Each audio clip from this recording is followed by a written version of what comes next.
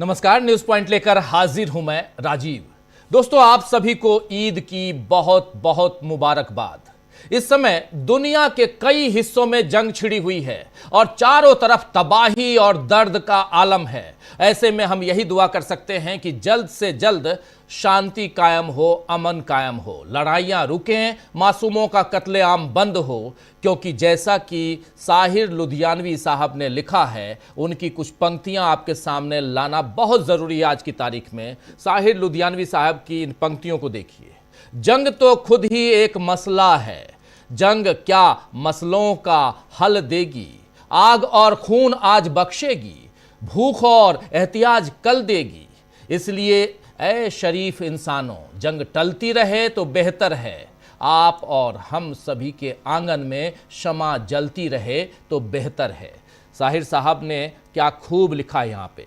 तो बस शमा जलती रहे और रोशनी बनी रहे, यही दुआ इस ईद पर हम करते हैं। आज एक अच्छी खबर यह आई है दोस्तों कि प्रधानमंत्री नरेंद्र मोदी ने ईरान के राष्ट्रपति से ईद के मुबारक मौके पर बात कर भारत और ईरान की पुरानी दोस्ती को निभाया है। प्रधानमंत्री नरेंद्र मोदी ने ट्वीट किया है। उस ट्वीट में उन्होंने लिखा, उनसे बात करने के बाद, कि राष्ट्रपति डॉक्टर मसूद पेजिशकियान से बात की और ईद तथा नवरोज की शुभकामनाएं दी। हमने आशा व्यक्त की कि ये उत्सव का मौसम पश्चिम एशिया में शांति, स्थिरता और समृद्धि लाए। क्षेत्र में महत्वपूर्ण बुनियादी ढांचे पर हुए हमलों की निंदा की, जो क्षेत्रीय स्थिरता को खतरे में डालते हैं और वैश्विक आपूर्ति श्रृंखलाओं को बाधित करते हैं। नौवहन की स्वतंत्रता की रक्षा करने और शिपिंग लेन को खुला एवं सुरक्षित रखने के महत्व को दोहराया। ईरान के भारतीय नागरिकों की सुरक्षा एवं सुरक्षित रखने के लिए उसके निरंतर समर्थन की सराहना की। ये बातें यहाँ पर इन्होंने, जब बात हो गई उसके बाद यहाँ ट्वीट कर बताई हैं ये प्रधानमंत्री नरेंद्र मोदी ने। आपको बता दूं कि हाल ही में एलपीजी, लिक्विड पेट्रोलियम गैस, जो हम लोग घरेलू चूल्हे में इस्तेमाल करते हैं, उसके जो 2 टैंकर हॉर्मुज स्ट्रेट पार कर भारत पहुंचे हैं, जिसे मोदी सरकार की बड़ी सफलता, बड़ी उपलब्धि के तौर पर पेश किया गया, उसमें अब बड़ा खुलासा हुआ है। दरअसल हॉर्मुज के रास्ते भारत पहुंचे, हॉर्मुज स्ट्रेट या हॉर्मुज जलडमरू मध्य के रास्ते, और जरा स्क्रीन पर ले आइए उस जलडमरू मध्य को, उससे समझ लेंगे कि कहां पे वो है। आप लोग हालांकि अभी तक रट चुके होंगे, लेकिन फिर भी हॉर्मुज के रास्ते भारत पहुंचे जहाज के बारे में एक सीनियर अधिकारी ने बताया है कि खुद ईरानी नौसेना ने टैंकर को हॉर्मुज से गुजरने में भारत की मदद की है। खुद ईरानी नौसेना ने इस टैंकर को, ये हॉर्मुज के रास्ते से 2 जो आए हैं 2 टैंकर, उसको गुजरने में भारत की मदद की है। नई दिल्ली की कूटनीतिक कोशिशें जो थी, इन कोशिशों के बाद जहाज को पहले से तय रास्ते से गुजरने की इजाजत दी गई। ब्लूमबर्ग की एक रिपोर्ट छपी है, उस रिपोर्ट को यहां रखना जरूरी है। ब्लूमबर्ग की रिपोर्ट के मुताबिक अधिकारी ने अपना नाम न बताने, न छापने की शर्त रखी, क्योंकि उनके जहाज के क्रू को मीडिया से बात करने की इजाजत नहीं थी। उनकी बात से विश्लेषकों की इस राय की पुष्टि होती दिखती है कि ईरान इस स्ट्रेट से, इस जलडमरू मध्य में एक ट्रैफिक कंट्रोल सिस्टम लागू करने की कोशिश कर रहा है। इसके तहत वो अपने दोस्त देशों के जहाजों को सुरक्षित रास्ता देता है, जबकि दूसरों को हमले का डर बना रहता है। उन्होंने बताया है, इस अधिकारी ने बताया है कि इस यात्रा के दौरान अधिकारी का जहाज रेडियो के जरिए ईरानी नौसेना के संपर्क में था। ईरानियों ने जहाज के झंडे, नाम, शुरू होने और पहुंचने वाले बंदरगाहों और चालक दल के सदस्यों की राष्ट्रीयता, जो सभी भारतीय थे, की जानकारी ली और उन्हें एक तय रास्ते पर आगे बढ़ने का निर्देश दिया। ये जो 2 जहाज आए हैं उसकी बात कर रहा हूं, जिसमें लगभग 80-90 टन लिक्विड पेट्रोलियम गैस है, एलपीजी सिलेंडर है। तो ईरान ने अपनी दोस्ती निभाई है और भारत जैसा रवैया ईरान उन बाकी देशों के साथ भी रख सकता है जो अमेरिका का साथ नहीं दे रहे हैं। लेकिन अमेरिका का साथ देने वालों को आज फिर ईरान ने चेतावनी दे दी है। ईरान ने हिंद महासागर में ब्रिटेन के अधिकार क्षेत्र वाले डिएगो गार्सिया द्वीप पर 2 मध्यम दूरी की बैलिस्टिक मिसाइलें दागी हैं। और गार्सिया द्वीप जो है, गार्सिया डिएगो द्वीप 4000 किलोमीटर है ईरान से, अगर उसकी दूरी नापी जाए तो। ये देखिए जरा इसको और जूम इन कीजिए तो और समझ में आएगा। ये देखिए 3000 ऊपर का, हाँ ये ईरान, ऊपर ईरान लिखा हुआ आप देख लीजिए, बिल्कुल दक्षिणी ईरान से हॉर्मुज के पास से ये इसकी दूरी 3900 बताई जा रही है, 4000 किलोमीटर। डिएगो गार्सिया, जी हाँ, डिएगो गार्सिया द्वीप पर 2 मध्यम दूरी की बैलिस्टिक मिसाइलें दागी हैं आज ईरान ने। हालांकि अमेरिकी अधिकारियों का कहना है कि ईरान की तरफ से दागी गई दोनों मिसाइलें अपने लक्ष्य तक पहुंचने में विफल रहीं। इससे पहले ईरान के विदेश मंत्री अब्बास अरागची ने ब्रिटेन को चेतावनी भी दी थी कि ब्रिटेन की ज्यादातर जनता ईरान के खिलाफ इजराइल और अमेरिका के इस जंग में, इस युद्ध में किसी भी तरह से शामिल नहीं होना चाहती। वहां की जनता, ब्रिटेन की जनता अपनी ही जनता की अनदेखी करते हुए ब्रिटेन के सैन्य ठिकानों को ईरान के खिलाफ आक्रामकता के लिए इस्तेमाल करने की इजाजत देकर प्रधानमंत्री कीर स्टारमर, जो ब्रिटेन के प्रधानमंत्री हैं, ब्रिटिश नागरिकों की जान को खतरे में डाल रहे हैं। वहीं ईरान का आरोप है कि खाड़ी में स्थित उसके अबू मूसा और खार्ग द्वीप जैसे रणनीतिक ठिकानों पर, स्ट्रेटेजिक जो ठिकाने हैं, उस पर होने वाले हमलों के लिए यूएई की धरती का इस्तेमाल किया गया। खार्ग द्वीप, जी हां, ईरान ने चेतावनी देते हुए कहा है कि अब से हमारे पास आपके बारे में जो जानकारी है उसके आधार पर दुनिया में कहीं भी पार्क, मनोरंजन क्षेत्र यानी सिनेमा हॉल या थिएटर, कुछ भी, और पर्यटन स्थल भी आपके लिए सुरक्षित नहीं रहेंगे। यह कहा है यूएई और ऐसे देशों के लिए ईरान ने। यानी ईरान ने साफ कह दिया है कि जो अमेरिका की मदद करेगा उसे भी ईरानी हमलों का सामना करना पड़ेगा। ऐसे में युद्ध का दायरा बढ़ने की आशंका है और इसमें ट्रंप पर युद्ध खत्म करने का प्रेशर यानी दबाव भी शायद बढ़ रहा है। तभी तो राष्ट्रपति ट्रंप ने सोशल मीडिया पर युद्ध को लेकर अपने ताजा बयान में इसके समापन की ओर इशारा किया है। उन्होंने लिखा है सोशल मीडिया पर कि हम अपने उद्देश्यों को प्राप्त करने के बहुत करीब पहुंच चुके हैं, इसीलिए मध्य पूर्व में अपनी सैन्य कार्रवाइयों को समाप्त करने पर विचार कर रहे हैं। हालांकि डोनाल्ड ट्रंप की बात आज कुछ और होती है, कल कुछ और होती है, लेकिन जो बात आज की है आपके सामने रख रहा हूं। कह रहे हैं कि हम सैन्य कार्रवाइयों को समाप्त करने पर विचार कर रहे हैं। ट्रंप एक तरफ युद्ध खत्म करने की बात कर रहे हैं, वहीं इजराइल ने ईरान पर हमले बढ़ाने की धमकी दे दी है, और इस बीच अमेरिका ने ईरान के दक्षिण और पश्चिमी खुजेस्तान प्रांत में IRGC के महत्वपूर्ण मिसाइल ठिकानों पर हवाई हमले किए हैं। आपको बता दूं कि खुजेस्तान प्रांत ईरान का प्रमुख तेल उत्पादक क्षेत्र है।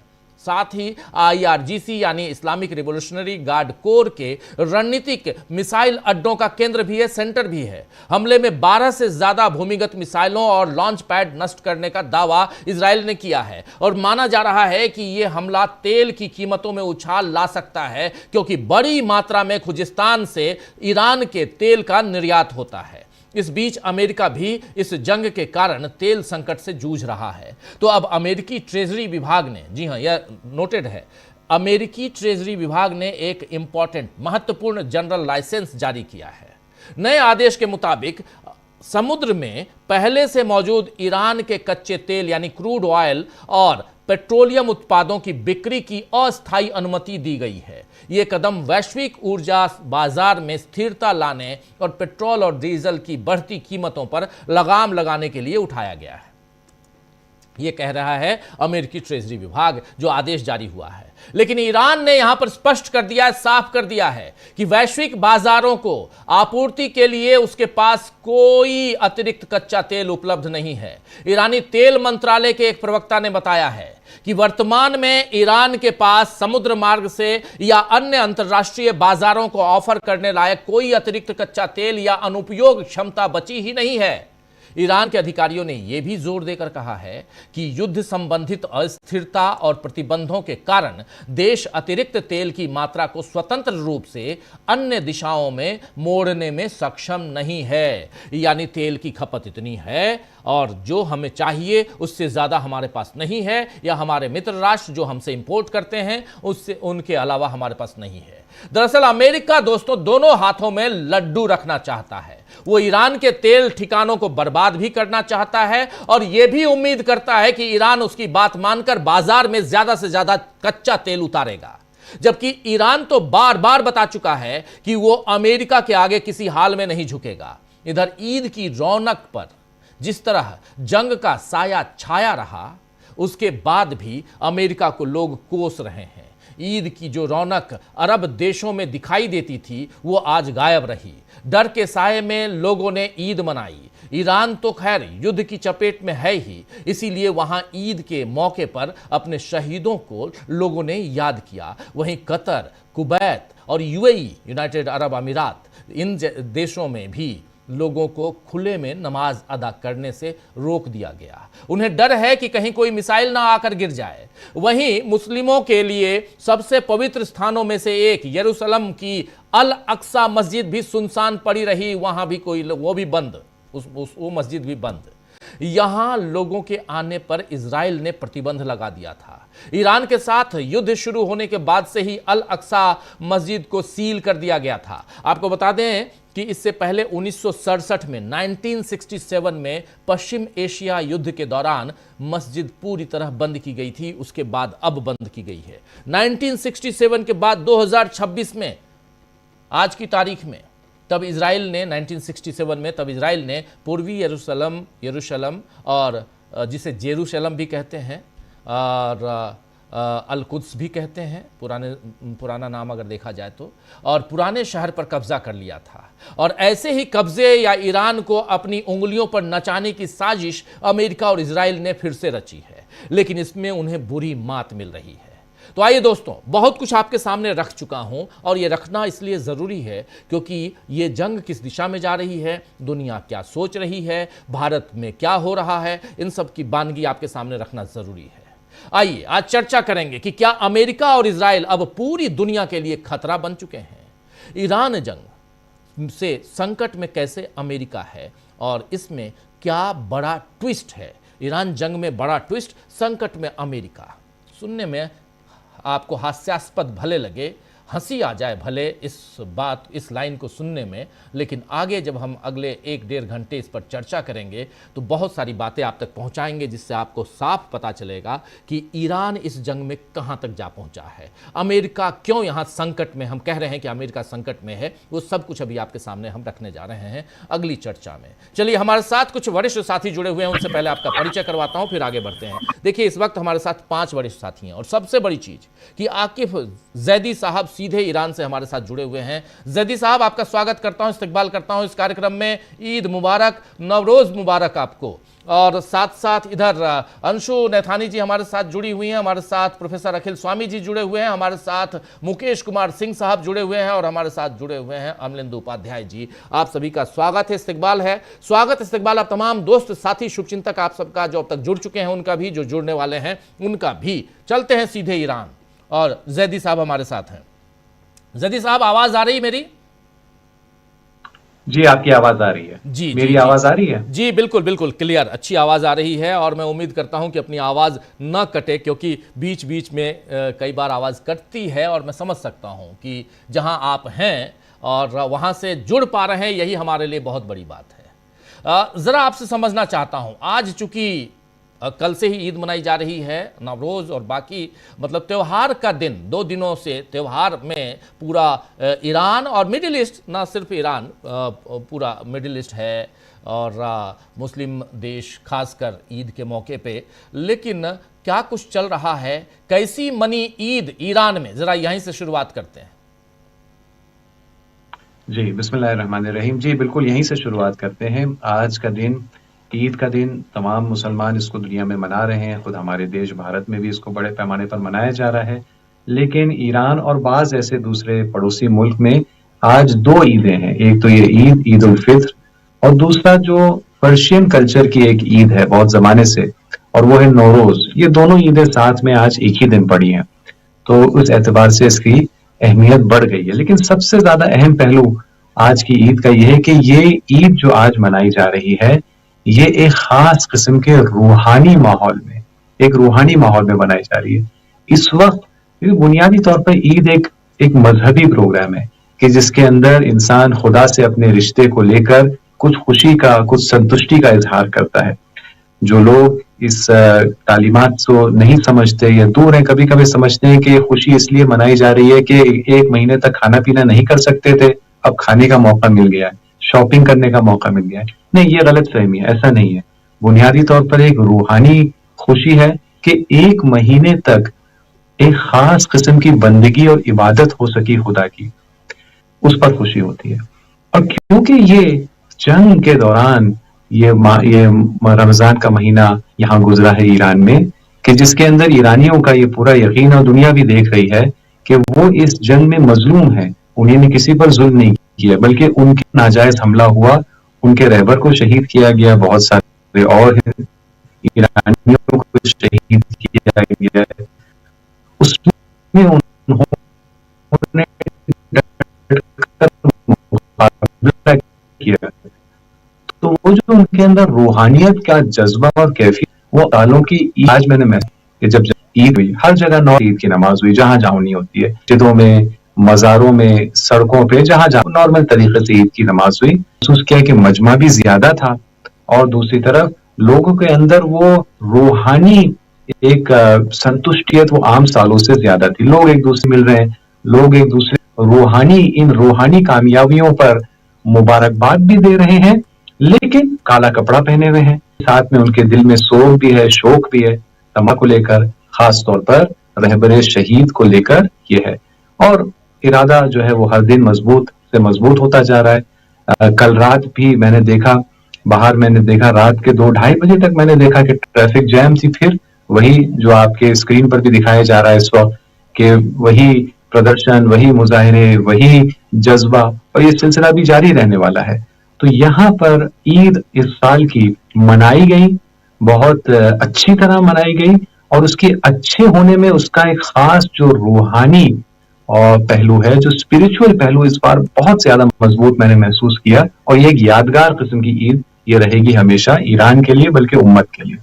जी, एक यादगार ईद। लेकिन चलिए अब जरा जंग की बात कर लेते हैं। जंग में ये सुबह सुबह खबर आई कि डिएगो गार्सिया पे जो हमला हुआ है ईरान की तरफ से, जो मिसाइलें दागी गई हैं, इस बारे में ईरान क्या कह रहा है? अमेरिका से खबर आई कि ईरान ने ये 2 बैलिस्टिक मिसाइलें दागी हैं, लेकिन दोनों टारगेट से पहले ही हिट कर दी गई और वो वहां से इंटरसेप्ट किया गया। एक तो पहले ही गिर गई और दूसरे को इंटरसेप्ट किया गया। खबर क्या है? और अभी तक ईरान ये कहता था कि हमारे पास 2000 से 2500 किलोमीटर रेंज वाली मिसाइलें, मिडिल रेंज की मिसाइलें हैं, लेकिन इस बैलिस्टिक मिसाइल से साफ अभी दुनिया सकते में है कि क्या ईरान के पास इससे भी ज्यादा दूरी तक मार करने वाली मिसाइलें हैं।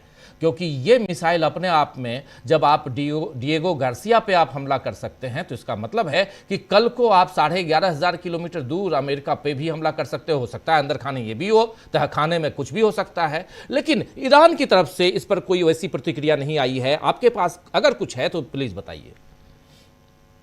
जी, मैं जैसे कि आपने कहा, ईरान ने कोई भी इस सिलसिले में स्टेटमेंट नहीं दिया है, ना उसने पुष्टि की है कि हाँ ये हमारी तरफ से ऐसी मिसाइलें चलाई गई, ना उसने इनकार किया है। जबकि वो इनकार भी करता है, जैसे जब सऊदी अरामको पर 3 हफ्ते पहले हमला हुआ, या अजरबैजान के एक एयरपोर्ट पर हमला हुआ, या टर्की पर मिसाइल चली, या ओमान के सलाला में जो ऑयल की टंकियों पर हमला हुआ, फौरन ईरान ने कहा यह हमारा काम नहीं था। तो ईरान का तरीका यह है कि वो अगर करता है तो कहता है कि हमने किया है, और अगर नहीं करता है तो वो भी कहता है कि हमने नहीं किया। लेकिन हो सकता है कि आज रात तक, कल तक, परसों तक ईरान पुष्टि करे, क्योंकि ईरान पूरी तरह से मैदान जिस तरह उसके कंट्रोल में आ चुका है, ये सूचना और जानकारी देने का भी पहलू उसके इख्तियार और कंट्रोल में, वो हर चीज सोच समझ के करता है। हो सकता है आज रात तक, कल तक ऐलान करे कि ईरान ने किया, लेकिन अभी तक कोई भी सरकारी तौर पर, फौजी तौर पर किसी भी ईरानी ऑफिशियल ने इसकी पुष्टि नहीं की है। तो क्या ये मुमकिन है कि ये ईरान का हमला हो, ईरान की जानिब से हो? जी हाँ, मुमकिन है। उसकी चंद वजूहात हैं। एक वजह यह है कि अगर वो 2500 किलोमीटर की रेंज को ही हम मद्देनजर रखें, तो ईरान के पास मिसाइल लॉन्च करने की जो क्षमता है वो सीमित नहीं है इस तक कि उसकी धरती से ही लॉन्च की जाए। उसने पहले भी कई बार ये दिखाया है दुनिया को कि वो शिप से, वो सबमरीन से लॉन्च कर सकता है। तो मुमकिन है कि यही 2500 किलोमीटर की रेंज की मिसाइलें हो सकता है कि अरब सागर से कहीं से लॉन्च की गई हो। 2500 किलोमीटर के अंदर का रेंज है डिएगो गार्सिया तक, ये एक इम्कान है। दूसरी बात यह है कि ईरान ने जो ऐलान किया कि हम 2500 किलोमीटर तक की हमारी रेंज है, तो याद रखिए कि ये ऐलान किस तरह हुआ था।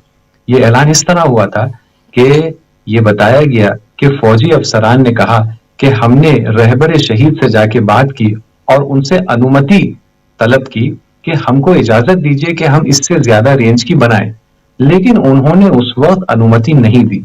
यानी क्षमता मौजूद थी, लेकिन क्योंकि शहीद रहबर ने उस वक्त अनुमति नहीं दी और कहा कि आप कोशिश करें ज्यादा इसको पहले टारगेटेड बनाएं, यानी दूर तक भेजने से ज्यादा अहम यह है कि जहां भेजना है बिल्कुल वहीं गिरे, आसपास किसी को कोई चोट ना आए।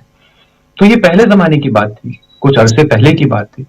जिस तरह से हमने F-35 के गिराने के सिलसिले में देखा कि इन्हीं 3 हफ्तों के दरमियान ईरान ने कोई तकनीकी कामयाबी हासिल की है जो पहले नहीं थी। इन्हीं 3 हफ्ते जंग के दरमियान तकनीकी एतबार से उसने कोई बड़ी उसे ब्रेक थ्रू हासिल हुआ और वो F-35 को निशाना बना सका। मुमकिन है कि इन्हीं 3 हफ्तों के दरमियान इस 2500 के रेंज को 4000 या उससे भी ज्यादा बनाने की उसमें क्षमता उसने हासिल कर ली हो, टेस्ट कर लिया हो, ट्रायल कर लिया हो, या ये भी हो सकता है ये हमला जो मुमकिन है ईरान की तरफ से हो, खुद यही एक टेस्ट और ट्रायल हो देखने के लिए कि ये टेक्नोलॉजी या ये इतनी फासले तक हम टारगेट कर सकते हैं कि नहीं।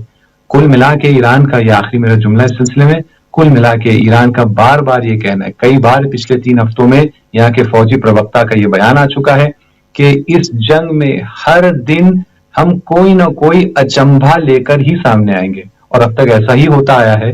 मुमकिन है ये हमला भी हो सकता है वही अचंभा हो, लेकिन मैं दूसरी बात भी कह दूं कि मुमकिन है कि ये हमला ईरान की जानिब से ना हो और ये हमला किसी तरह से वो जो कोशिशें हो रही हैं अमेरिका की जानिब से कि वो यहाँ से कोई तरह बाजा है वो किसी ने कंट्रोल है, ये उसकी तरफ से झूठी खबर हो के जरिए या तो वो नए किस्म के कोई हमलात कर सके ईरान पर, ये कह करके देखो या अब यूरोप के लिए भी खतरा हो गया है तो हमें ये भी करना पड़ा वो भी करना पड़ा, हो सकता है इसलिए हो।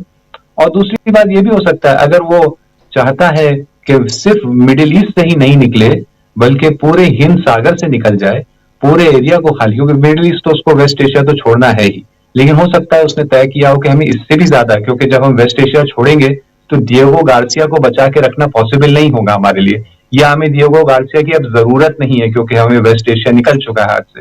हो सकता है उसके लिए वो माहौल फराहम कर रहा हो कि जो वेस्ट एशिया के जब वो अपने फौजी अड्डे पूरी तरह से छोड़ेगा, खाली करेगा और उसमें ज्यादा वक्त नहीं है, तो हो सकता है साथ में उसे डिएगो गार्सिया भी खाली करना हो और उसके लिए वो माहौल फराहम कर रहा हो।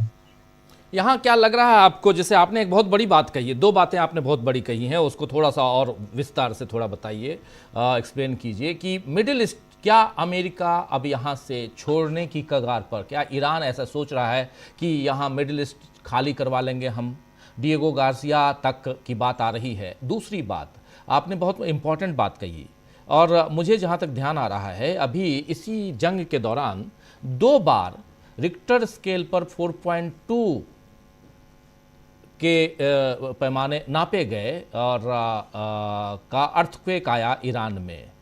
हम लोग और कुछ जस्ट लेमैन की तरह लोगों ने यही सोचा कि हो सकता है कि कोई न्यूक्लियर वेपन का परीक्षण किया गया हो अंदर खाने तहखाने में, और इस बीच आपने अभी जैसे बताया कि मिसाइल हो सकता है कि लॉन्च जो है वो एक ये भी टेस्ट किया गया हो। तो क्या ईरान का जो मिसाइल प्रोग्राम है, कार्यक्रम है, वो लगातार चल रहा है ये माना जाए, और अमेरिका जिस पर शक कर रहा है कि आज भी ईरान अपने परमाणु और मिसाइलों का कार्यक्रम चला रखा है, इस पर यानी ये जो डिएगो गार्सिया पर अगर ईरान ने हमला किया है, अगर ईरान ने 2 मिसाइलें दागी हैं, अगर ये आज कल में इसकी सच्चाई सामने आ जाती है तो ये माना जाए कि ईरान अपनी तैयारियों में पैरेलली जुटा हुआ है, जो आप कह रहे हैं, इसको बल मिलता है, मजबूती मिलती है, ये माना जाए। देखिए, इसमें अमेरिका यहाँ से पश्चिमी एशिया से निकलेगा, ये ईरान का लक्ष्य है, हदफ है, मकसद है। इसको वो 10 बार 100 बार इसको बयान कर चुका है। इस जंग के होने के बाद तो दिन में कई बार बयान करता है, लेकिन पहले भी जब 2019 में जनरल कासिम सुलेमानी की शहादत हुई थी, तब से ये यहाँ की पब्लिक में ये टारगेट के तौर पर ये ऐलान हो चुका है कि जैसे उस जमाने में ये कहा जाता था कि शहीद कासिम सुलेमानी की शहादत का बदला ये नहीं है कि ऐनुल असद पर इधर उधर कोई छोटा मोटा हमला कर दिया, उसका बदला सिर्फ यही हो सकता है कि पूरी तरह से अमेरिका यहां से निकले, और उसके मुकदमात फराहम होना शुरू हो गए हैं। आपके दर्शक देख रहे हैं कि किस तरह से कितने सारे मिलिट्री बेसेस को जो है मलबे में तब्दील किया जा रहा है। अलबत्ता मैं ये थोड़ा मुबालिगा है, थोड़ा सा इसमें एग्जैजरेशन है। ईरान जब हमला करता है तो बहुत ही नपातुला हमला करता है, उतनी ही डैमेज पहुंचाता है कि जितना जरूरी है। तो शायद ये कहना सही नहीं था मेरा कि मलबे में तब्दील कर रहा है, बल्कि उनको ऐसा कर रहा है कि अमेरिका उनको छोड़ के निकले। वजह उसकी क्या है कि ईरान इसी क्षेत्र का एक माशरा है, उसको यहीं रहना है, अपने पड़ोसियों के साथ रहना है, तो उससे कोई भी इसमें रुचि नहीं है कि बर्बादी यहां पर मचे। उतना ही वो हमला करता है, उतना ही वो नुकसान पहुंचाता है कि जिससे अमेरिका और इसराइल के रवैये में तब्दीली आए, उससे ज्यादा नहीं करता, क्योंकि उसे बर्बादी यहाँ नहीं चाहिए। ये लोग जाने वाले, ये लोग यहाँ के नहीं है, न अमेरिकन यहाँ के हैं, न इसराइली इस इलाके के रहने वाले, ये जाने वाले हैं। इस इलाके को बहाल रहना चाहिए ताकि यहाँ के मकामी लोग यहाँ का पूरा फायदा उठा सके और सुकून से जिंदगी गुजार सके। तो ये होने जा रहा है। इराक में हम इस सिलसिले में बहुत अच्छी कामयाबी देख रहे हैं। आपने कल की खबर देखी होगी कि नेटो के प्रवक्ता ने यह ऐलान किया है कि इराक से हर नेटो फौजी निकल गया है, और अमेरिका भी नेटो का हिस्सा है। यानी इस वक्त नेटो के प्रवक्ता का ये बाकायदा बयान है, ऑफिशियल बयान है कि अब कोई भी अमेरिकी, यूरोपियन, कोई भी नेटो फौजी इराक में नहीं है। ये कैसे हुआ है? ये इसी 3 हफ्ते की जंग में जिसमें इराकी रेजिस्टेंस ने भी बहुत मिलकर किरदार अदा किया ईरान के साथ। ये रेजोल्यूशन पास हुआ था 2020 में इराकी संसद में कि हर अमेरिकी फौजी को, नेटो फौजी को निकल जाना चाहिए, लेकिन 6 साल से उसका उल्लंघन हो रहा था। ये उसमें निकल नहीं रहे थे, बल्कि जब उनका दिल चाहता था बढ़ा देते थे अपने फौजी।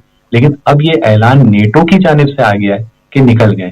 यानी इराक वो पहला अरब देश होने के नजदीक जा रहा है कि जब बाकी जो जासूसी स्टाफ भी निकल जाएगा, उन्हीं ने जो एक किले की तरह जो अपनी एम्बेसी जिसको कहते हैं बगदाद में बनाई हुई है, 10 के स्क्वायर किलोमीटर में फैली हुई ऐसी एम्बेसी कि जिसके अंदर एयरपोर्ट तक मौजूद है, वो भी जब वो सौंप देंगे वापस इराकियों को, और भी दूसरे जो फौजी अड्डे और दूसरी चीजें बंद होंगी, माफी चाहता हूं, जासूसी अड्डे वगैरह बंद होंगे, तो ये पहला अरब देश होगा जो पूरी तरह अमेरिकी वर्चस्व से आजाद होगा। और जब एक हो जाएगा उसके बाद दूसरा, तीसरा, चौथा वो तेजी से होंगे। तो मकसद जो है वो एकदम स्पष्ट है, और वो मकसद कदम ब कदम हासिल होता जा रहा है। अब जहां तक रहा जो आपने सवाल वो उस भूकंप के बारे में किया जो खबरों में मैंने भी देखा जी। मेरा जहां तक मुझे इत्तिला है ये भूकंप ही था। ईरान एक ऐसा क्षेत्र है, दुनिया में मशहूर और मारूफ है कि यहाँ पर मुसलसल जलजले आते रहते हैं, तो मेरा अंदाजा ये वही होगा। और जहां तक रही परमाणु हथियार की बात, तो ईरान ने जो परमाणु हथियार बनाने से इनकार किया, और ये हमेशा ये हमारे दर्शकों के लिए स्पष्ट होना चाहिए कि ईरान के पास 10-20 साल से ये क्षमता है कि वो परमाणु हथियार बना सकता है। उसने खुद इंतखाब किया कि नहीं बनाना है, क्योंकि इस्लाम इसकी इजाजत नहीं देता। तो क्योंकि इस्लाम की तालीमात को लेकर ईरान में सिर्फ ऐसी बातें नहीं की जाती हैं, बल्कि उसके बारे में वो पूरी तरह संजीदा है कि जो भी हमें कामयाबी मिलेगी वो अल्लाह की वजह से, अल्लाह की मदद से मिलेगी। हम अल्लाह के हुक्म की पाका पालन करेंगे, उसके हिसाब से चलेंगे, तो हमें जीत मिलेगी।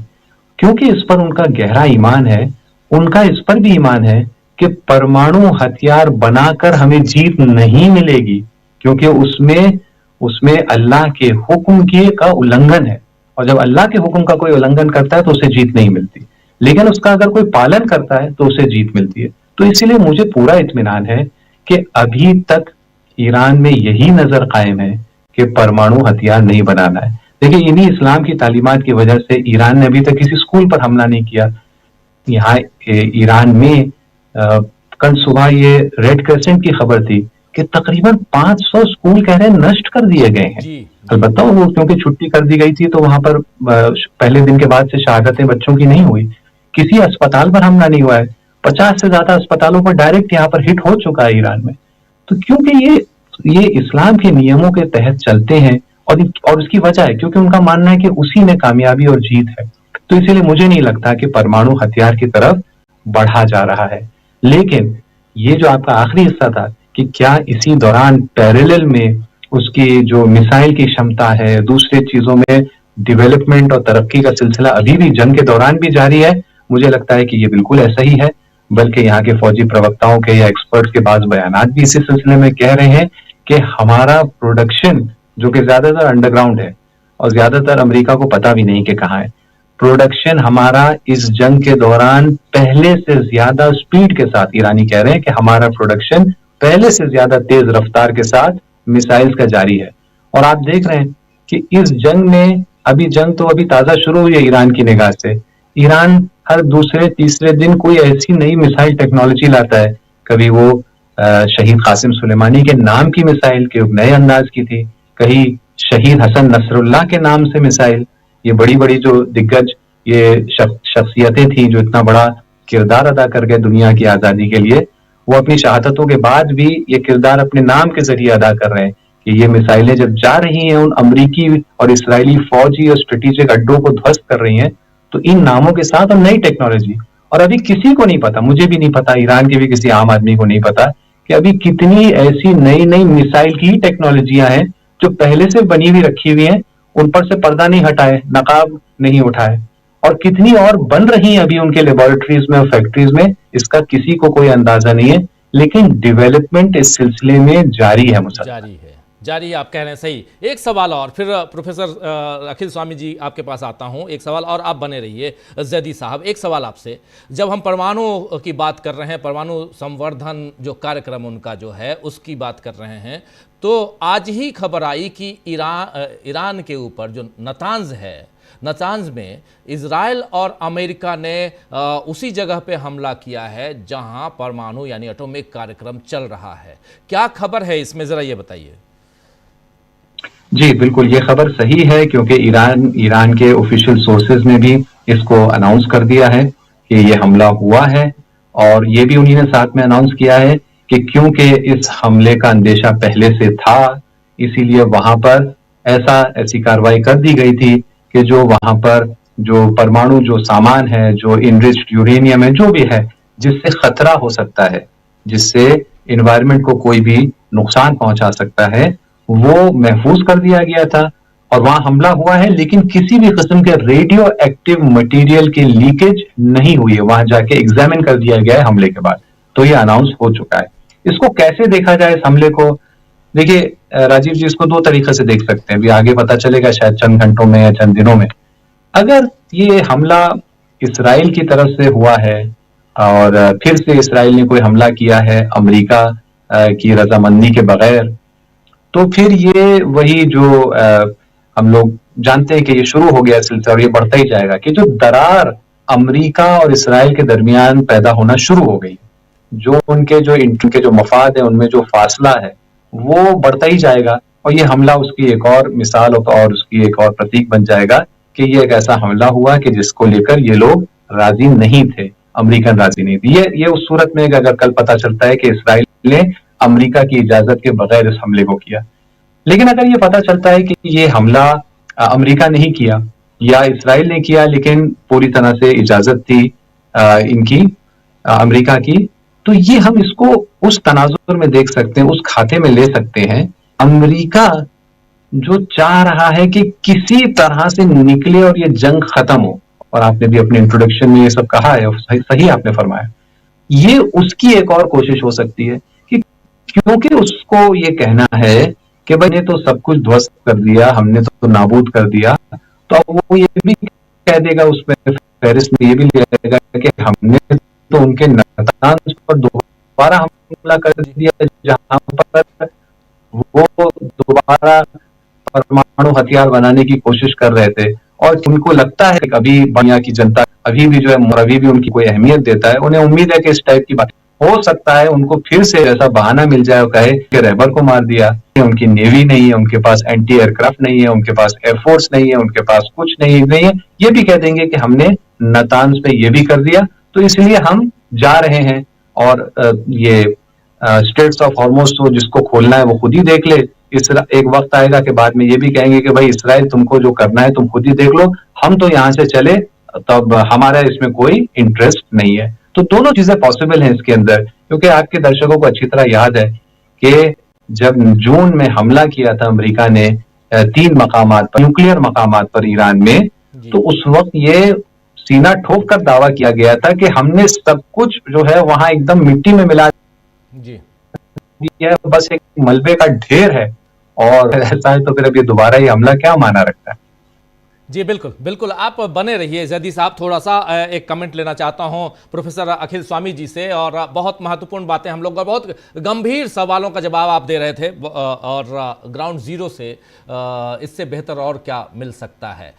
स्वामी जी, जरा आपसे समझना चाहता हूं कि अमेरिका, जो बात अभी हम लोग आखिर में कर रहे थे, जैदी साहब जो बता रहे हैं कि नातांज के ऊपर हमला करना, दूसरे परमाणु संयंत्रों के ऊपर, और ये बात लिंक भी हो रही है। इनकी बात लिंक कैसे हो रही है कि अमेरिका कह रहा है कि हमने सब कुछ खत्म कर दिया है और अब हम वापसी की सोच रहे हैं। डोनाल्ड ट्रंप ने कहा है, और एक नहीं 3-3 बार आज भी उन्होंने कहा है। यानी दिशा वही है जो यहां जैदी साहब कह रहे हैं कि अमेरिका यहां से किसी भी ढंग से पीछे हटना चाहता है। लेकिन दूसरी तरफ हम देख रहे हैं कि जब साउथ फार्स के ऊपर हमला करता है इजराइल, और अमेरिका के राष्ट्रपति कहते हैं कि मुझे पता ही नहीं था, तो कल हो सकता है कि यह भी कहें कि नातांज के ऊपर हमला किया और मुझे पता ही नहीं था। दोनों के बीच दरार दिखाई देती है, यह हो सकता है, यह भी हो सकता है। लेकिन इन सब के बीच अमेरिका केस की जो सिचुएशन है, डोनाल्ड ट्रंप की जो हालत है, वो उसको कैसे देखा जाए आज की तारीख में, और जबकि वर्ल्ड ऑर्डर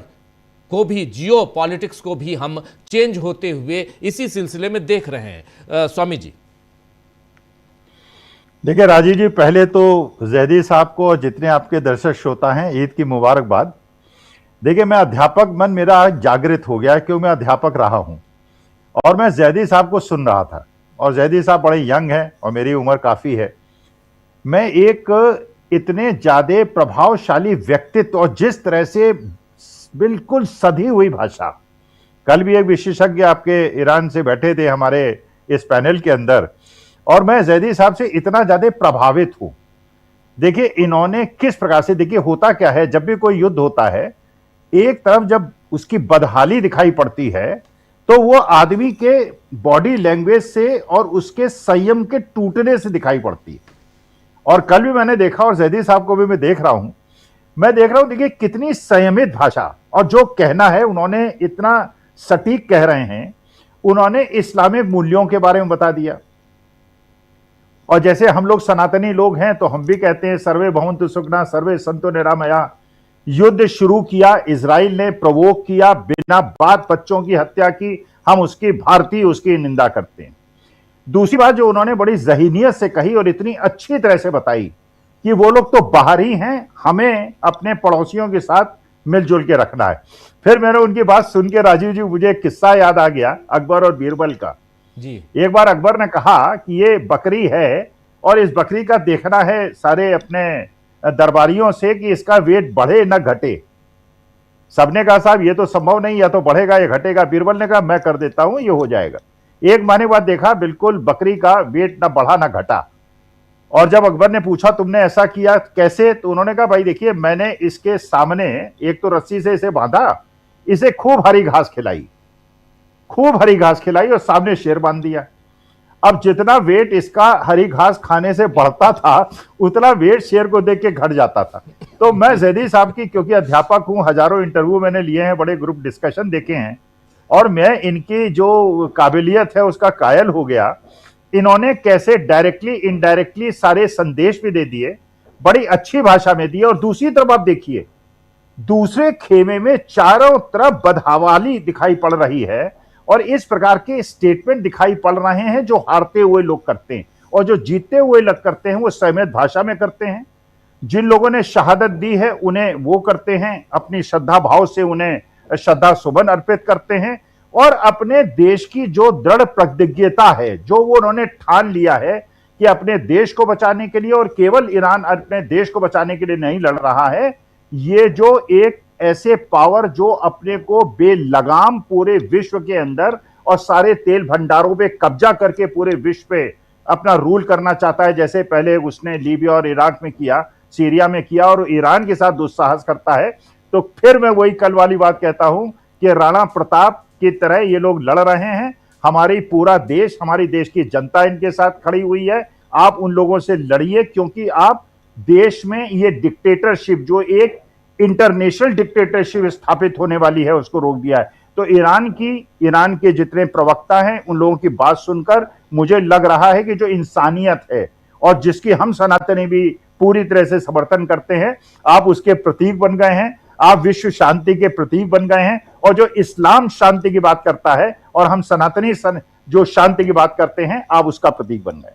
जी, एक बार फिर आना चाहता हूं जैदी साहब आपके पास, और सवाल कई हैं और आप तमाम साथियों के बीच भी आता हूं। जैदी साहब को भी जाना होगा, ईद और नवरोज़ त्यौहार जो है दोनों है उसमें भी।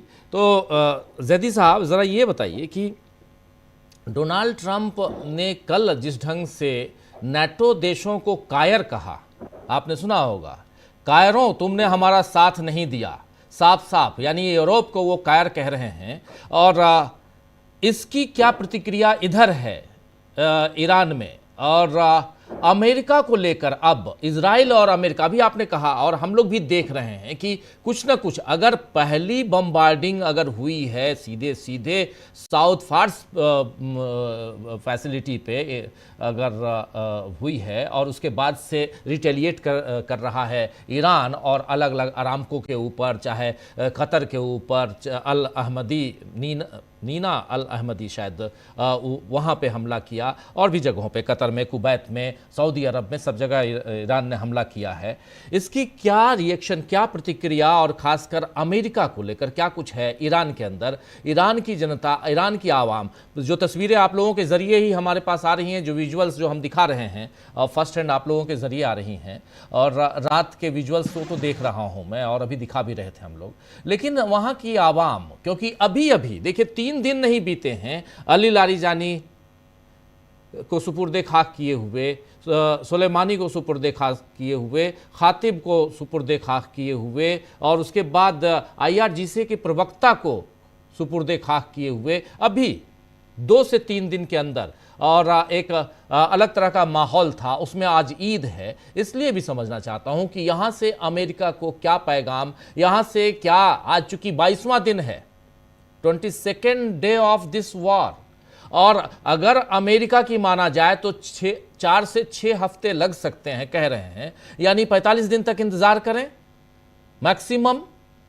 और दूसरी तरफ सैयद अब्बास अरागची कहते हैं, आपके विदेश मंत्री कह रहे हैं कि वियतनाम वार याद कीजिए आप, वियतनाम में क्या हश्र हुआ था आपका, आपको लोग कह रहे थे कि आप हार रहे हैं, लेकिन आप मानने के लिए तैयार नहीं थे। ईरान यहां से मैं आखिरी लाइन कह रहा हूं, ईरान यहां से क्या अपनी जीत की बुनियाद रख चुका है, ऐसा दिखाई देता है आपको वहां ग्राउंड जीरो पे रहते हुए?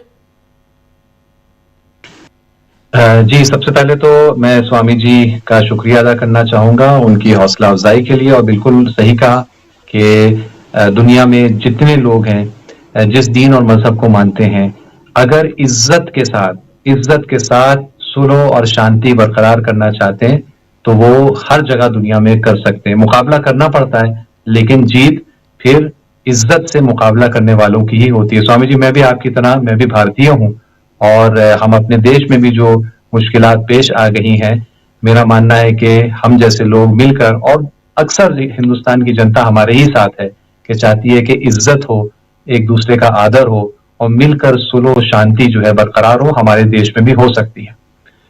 दूसरी बात, जो राजीव जी आपके सवाल के ताल्लुक से ईरान में कैसे देखा जा रहा है इन अमेरिकी बयानात को, तो तरीके से देखा जा रहा है, लेकिन ये सब अलग अलग तरीके भी एक ही बिंदु पर जाके मिलते हैं। अलग अलग तरीके क्या है, यहाँ पर जैसे दुनिया में कई जगह पर हो रहा है कि जब भी अमेरिका के राष्ट्रपति का कोई नया बयान आता है, यहाँ पर वो एक हंसी जाता है, एक हंसी का विषय, लोग आपस में शेयर करते हैं, उस पर जो है टिप्पणी करते हैं, और लोग मिसाल के तौर पर पूछ रहे हैं कि दुनिया भर के चर्सी, दुनिया भर के जो ड्रग एडिक्ट हैं, वो पूछ रहे हैं कि भाई ये राष्ट्रपति जी आखिर ये क्या फूंकते हैं, क्योंकि हम जो भी फूंक लेते हैं हमें वो आनंद नहीं मिल पाता, वहां तक नहीं पहुंच पाता हमारी बुद्धि जहां तक इनकी पहुंच पाती है। तो इस तरह के, मिसाल के तौर पर ये कह रहा हूं कि इस तरह के यहाँ पर जोक्स चल रहे हैं।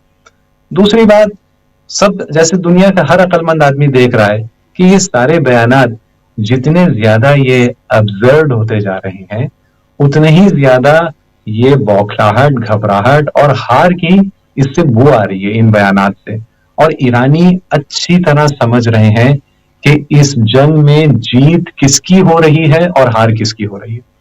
और वो जानते हैं कि ये जीत मुकम्मल और पायदार और एक कहा जाए कि स्थिरता रखने वाली कैफियत और जीत तभी हासिल हो सकती है कि जब अमेरिका यहां से जाएगा।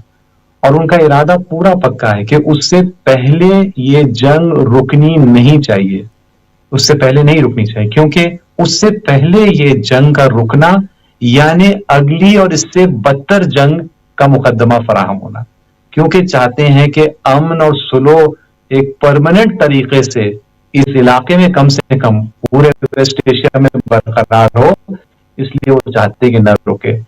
और जब अमेरिका यहां से जाएगा, ईरानी ये भी समझ रहे हैं कि जब अमेरिका यहां से जाएगा तो फिलिस्तीन आजाद होगा, क्योंकि फिलिस्तीन नाजायज कब्जा बुनियादी तौर पर टिका हुआ है अमेरिकी दादागिरी के बेस पर। कि दादागिरी खत्म होगी तो फिलिस्तीन और सिर्फ फिलिस्तीन के इस खाड़ी के जो मुख्तलिफ देश हैं कि जो ऑन पेपर आजाद हैं, लेकिन हर बुद्धिमान शख्स ये समझता है कि ये अपने फैसलों में आजाद नहीं है।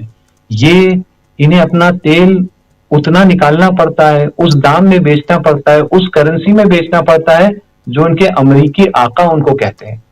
जब राष्ट्रपति यहाँ पर दौरा लगाता है तो हर दरबार आपस में रेस लगाता है कि हम कितना बड़ा नजराना और हदिया और तोहफा दे सकते हैं। कोई कहता है हमने 1 ट्रिलियन दिया, कोई कहता है हमने 2 ट्रिलियन दिए डॉलर। कहा कौन सी संपत्ति? यहाँ की जनता की और आवाम की संपत्ति को इस तरह से इन बदमाशों को ये नजराने की शक्ल में देने पर मजबूर होते हैं। सऊदी अरब दुनिया का दूसरे नंबर का सबसे बड़ा आर्म्स इंपोर्टर है। बल्कि 2017 में जब ट्रंप पहली बार राष्ट्रपति थे तो अमेरिका और सऊदी के दरमियान जो फौजी मुआहिदा हुआ है, जो डिफेंस डील हुई है, वो पूरी इंसानियत की तारीख की सबसे बड़ी डील है राजीव जी। $350 बिलियन की डील हुई है। असलहा खरीदा है सऊदी ने उनसे, और वो असलहा क्या डिलीवर भी हुआ या नहीं उसकी भी कोई उसका गारंटी नहीं दे सकता, क्योंकि सबको पता है ये सारी डील्स जो होती हैं ये अलग अलग नाम है, असल में ये हफ्ता वसूली है। यहाँ की जनता की दौलत, सरमाया ये ट्रांसफर होता है वहां के उद्योगपतियों के बैंक अकाउंट में। तो आजादी जो आने जा रही है इस खित्ते में, वो न सिर्फ ईरान को इन सैंक्शन से, इन बार बार के हमलों से, इन बार बार के तख्ता उलटने की कोशिशों से आजादी मिलने वाली है, न सिर्फ ये कि फिलिस्तीन के अवाम को वो उनका हक मिलने वाला है जो 100 साल से ज्यादा हो गए हैं कि उनसे छीना गया है, बल्कि आसपास के दूसरे जो अरब देश भी हैं उनके जनता के लिए भी एक बड़ी आजादी का दौर आने वाला है। ईरानी इसको समझ रहे हैं, ईरानियों का इसमें इरादा मजबूत है। न सिर्फ ईरानी बल्कि ईरानियों के जहां जहां एलाइज मौजूद हैं, यहाँ खबरों में तवज्जो नहीं दी जा रही है, लेकिन हिजबुल्लाह बहुत जबरदस्त अंदाज से मुकाबला कर रहा है। और मेरा ये अनुमान है कि 1 से 2 हफ्ते के अंदर हिजबुल्लाह के फौजी ऑक्यूपाइड पैलेस्टाइन के अंदर दाखिल होने के लिए तैयार हो जाएंगे। वो उसी जानिब बढ़ रहे हैं। यमन अपने अब मौके का इंतजार कर रहा है कि कब वो आए इसमें किरदार अदा करे। इराक में तो शायद नेटो फौजी पूरे खित्ते में मुख्तलिफ लोग, मुख्तलिफ कौमें, मुख्तलिफ तंजीमें और जनता हुकूमतें, इराक में हशद-उश-शाबी की सपोर्ट में वहां की हुकूमत पूरी तरह से आ गई, इराकी हुकूमत, सब इसमें लगे हुए हैं कि एक नया सुनहरा दौर इस खित्ते में कायम होगा। और आखिरी मेरा जुमला राजीव जी, अगर इस खित्ते में कायम हो गया, ये खित्ता जो अगर आप दुनिया के मैप को देखें तो दुनिया का कल्ब है, सेंटर है, जो पूरी जो अगर अमेरिका को आप छोड़ दें जितनी दुनिया की आबादी रहती है एशिया अफ्रीका मिला के, हार्ट उसका ये एरिया है। दुनिया की एनर्जी और गैस का ये एरिया है। तारीखी एतबार से सबसे पुराने सिविलाइजेशन पूरी बशरियत, पूरी इंसानियत के सब इस इलाके के। ये जब आजाद होगा तो यहां से जो आजादी की और इज्जत की जो हवाएं चलेंगी, जो ये झोंके चलेंगे, ये दुनिया के हर गोशे और कोने तक पहुंचेंगे और हमारे देश में भी इसके बहुत अच्छे हम असरात और फायदे देखेंगे। कुछ ही और दिन की देर है इंशाअल्लाह।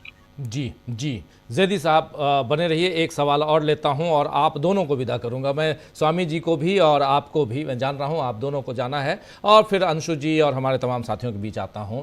स्वामी जी, एक बहुत इंपॉर्टेंट बात यहां जैदी साहब कह रहे हैं, और उसमें भी कि ईरान जंग के बाद से इस जंग का नतीजा क्या होता है ये देखेंगे आने वाले वक्त में, लेकिन ये इतना तय है कि इन मुल्कों में एक अलग का उत्साह, एक अलग की तरह की शक्ति ये ईरान ने दे दी है।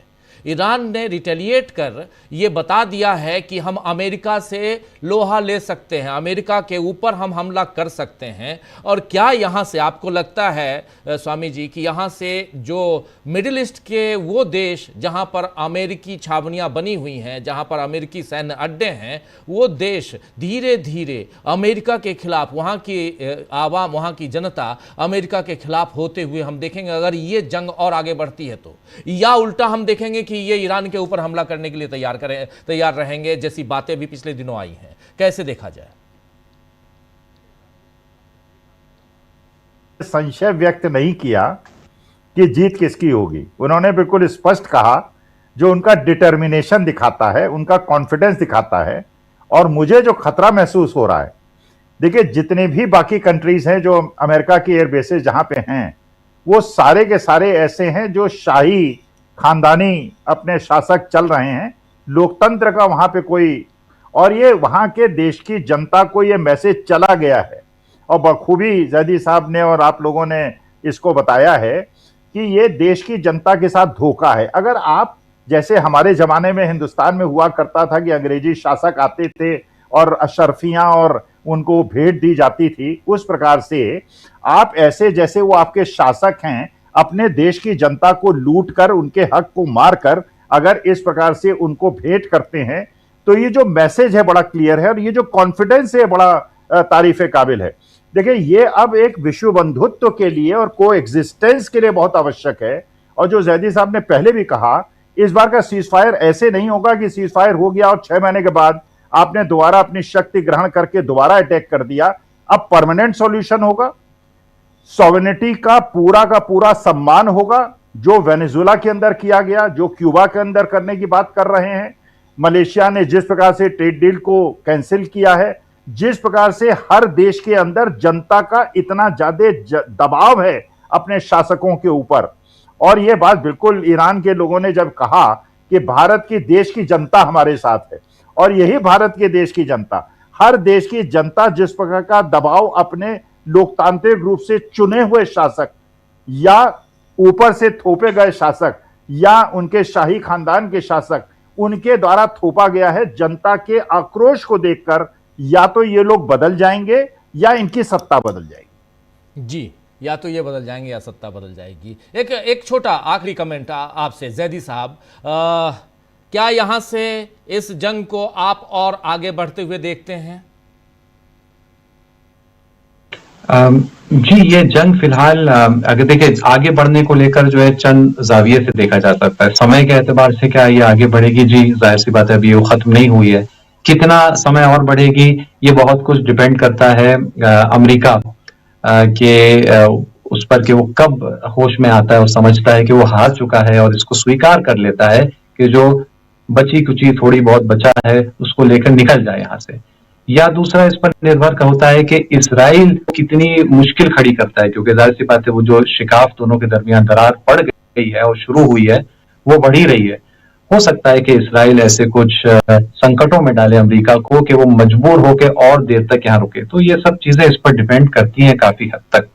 दूसरी चीज जो इसके समय पर डिपेंड करता है, मैं यहाँ जो खलीज के खाड़ी के देश के जो दरबार हैं, जो शहनशाह हैं, उनके ताल्लुक से मैं ये आपके दर्शकों को बताना चाहता हूँ कि वो इस वक्त बहुत मुश्किल सिचुएशन में है, बहुत बड़ी दुविधा में है, क्योंकि वो एक तरह से आप कहें कि वो अपने आप को यतीम होता हुआ देख रहे हैं। ये वो शासक हैं कि जिनको अमेरिकी वर्चस्व और दबदबे और ताकत ने उनको यहां पर बरकरार रखा है, और उन्हें इसके अलावा कुछ आता नहीं है कि वो अमेरिकी शासकों और उद्योगपतियों की गुलामी करें, उनकी खिदमत करें और अपनी ही जनता और अपने ही जो उनके नेचुरल रिसोर्सेज हैं वो उनको सौंपते रहे इन्हीं अमेरिकी और यूरोपियन उद्योगपतियों को। वो यतीमी की हालत में क्यों आ रहे हैं? क्योंकि वो देख रहे हैं कि ये अमेरिकी दबदबा और हेजेमनी वो यहाँ खत्म हो रही है, या बल्कि शायद खत्म हो गई है। बात तो समझ गए, बात अभी समझे नहीं है। तो जैसे होता है ना कि जब किसी घर में किसी घर के बड़े का, बाप का, दादा का देहांत हो जाता है, तो आपने देखा होगा कि जो यतीम होते हैं शुरू में बहुत ही भावुक होते हैं और वो ये स्वीकार करने को तैयार नहीं होते हैं कि हमारे पिताजी का देहांत हो गया है। वो जहां बैठते हैं वहां पर कोई और ना बैठे, उस प्लेट में कोई और खाना ना खाए, वो कपड़े उसको कोई हटाए ना। बहुत ही भावुक होते हैं, बहुत जज्बाती होते हैं। अभी फिलहाल वो इस नाजुक फेज में आ गए हैं कि वो देख रहे हैं कि वो देहांत या तो हो गया है या होने जा रहा है, लेकिन उनको ये समझ में नहीं आ रहा है कि इस नई दुनिया जो उनके सामने तकरीबन रोशन हो गई, कैसे वो इसमें जिएंगे।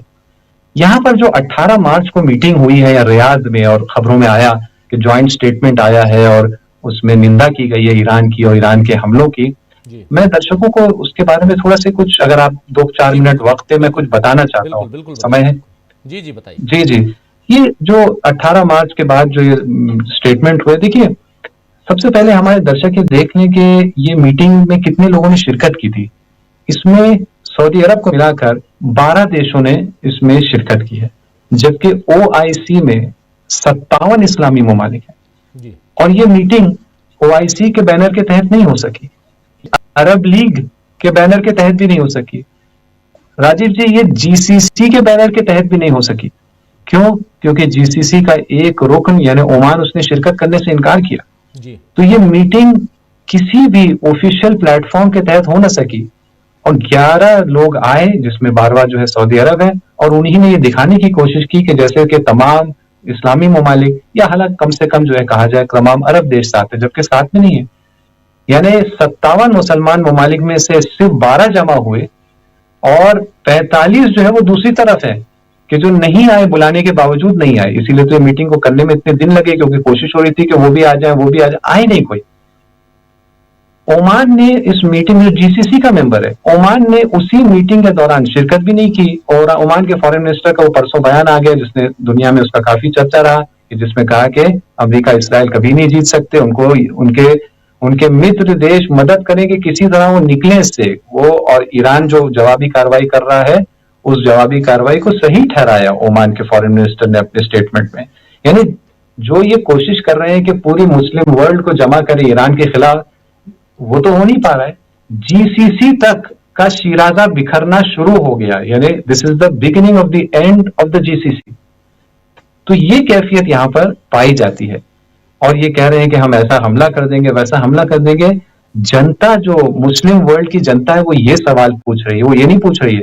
ठीक है, ये जो हुक्मरान ये कह रहे हैं कि ईरान क्यों हम जवाबी कार्रवाई कर रहा है, उनका मीडिया भी उन्हीं की बातों को दोहरा रहा है, लेकिन जनता, मुसलमान जनता ये सवाल पूछ रही है कि अगर सऊदी अरब इतना बड़ा मिलिट्री फोर्स है, ह्यूमन हिस्ट्री की सबसे बड़ी मिलिट्री डील उसने की है, अभी तक सऊदी फौज ईरान की मदद करने के लिए क्यों नहीं पहुंची है? पाकिस्तानी फौज अभी तक क्यों नहीं पहुंची? ये सवाल है लोगों के जहन में। तो दुनिया बहुत बड़े पैमाने पर बदल गई है, लेकिन जाहिर सी बात है कि जिनके मफाद, जिनका वजूद वो टिका हुआ है उसी पुरानी दुनिया पर, वही पुरानी साम्राज्य ढांचे और स्ट्रक्चर में उनका कोई मकाम है। जाहिर सी बात है उनको मुश्किल हो रही है, और हमें शायद थोड़ा सा सब्र से काम लेना चाहिए, थोड़ा सा और इन्हें समय देना चाहिए। बहुत जल्दी जैसे अलग हो गया, ईरान को बाहर कर दिया है, यही सिलसिला ये तमाम देशों में देखा जाएगा कि बगैर किसी खाना जंगी और सिविल वॉर के बड़े सुकून के साथ वहां के ये यतीम होते हुए दरबार, इन्हें ये इत्मीनान मिलेगा, ये सेल्फ कॉन्फिडेंस मिलेगा कि हाँ, वो जो नई आजादी और इज्जत की दुनिया कायम हो रही है उसमें इनके लिए भी कहीं ना कहीं कोई वजूद है, और वो ऐलान कर देंगे कि उन्हीं ने अपना अपना सपोर्ट, अपनी बेअत, अपनी अलीजियंस, अपने लिंक्स पूरी तरह से तब्दील कर दिए हैं। सब इंतज़ार कर रहे हैं उसी पल का, उसी समय का, और ये दिन शायद जल्दी आए। इस बीच एक खबर आ रही है, आईआरजीसी ने दावा किया है, आईआरजीसी ने अभी दावा किया है, उसने अमेरिका के F-15 की जगह F-16, जी हाँ, F-16 को मार गिराया है। अभी अभी वो खबर आ रही है, F-16 जो फाइटर जेट है उसको मार गिराया है आईआरजीसी यानी ईरान ने।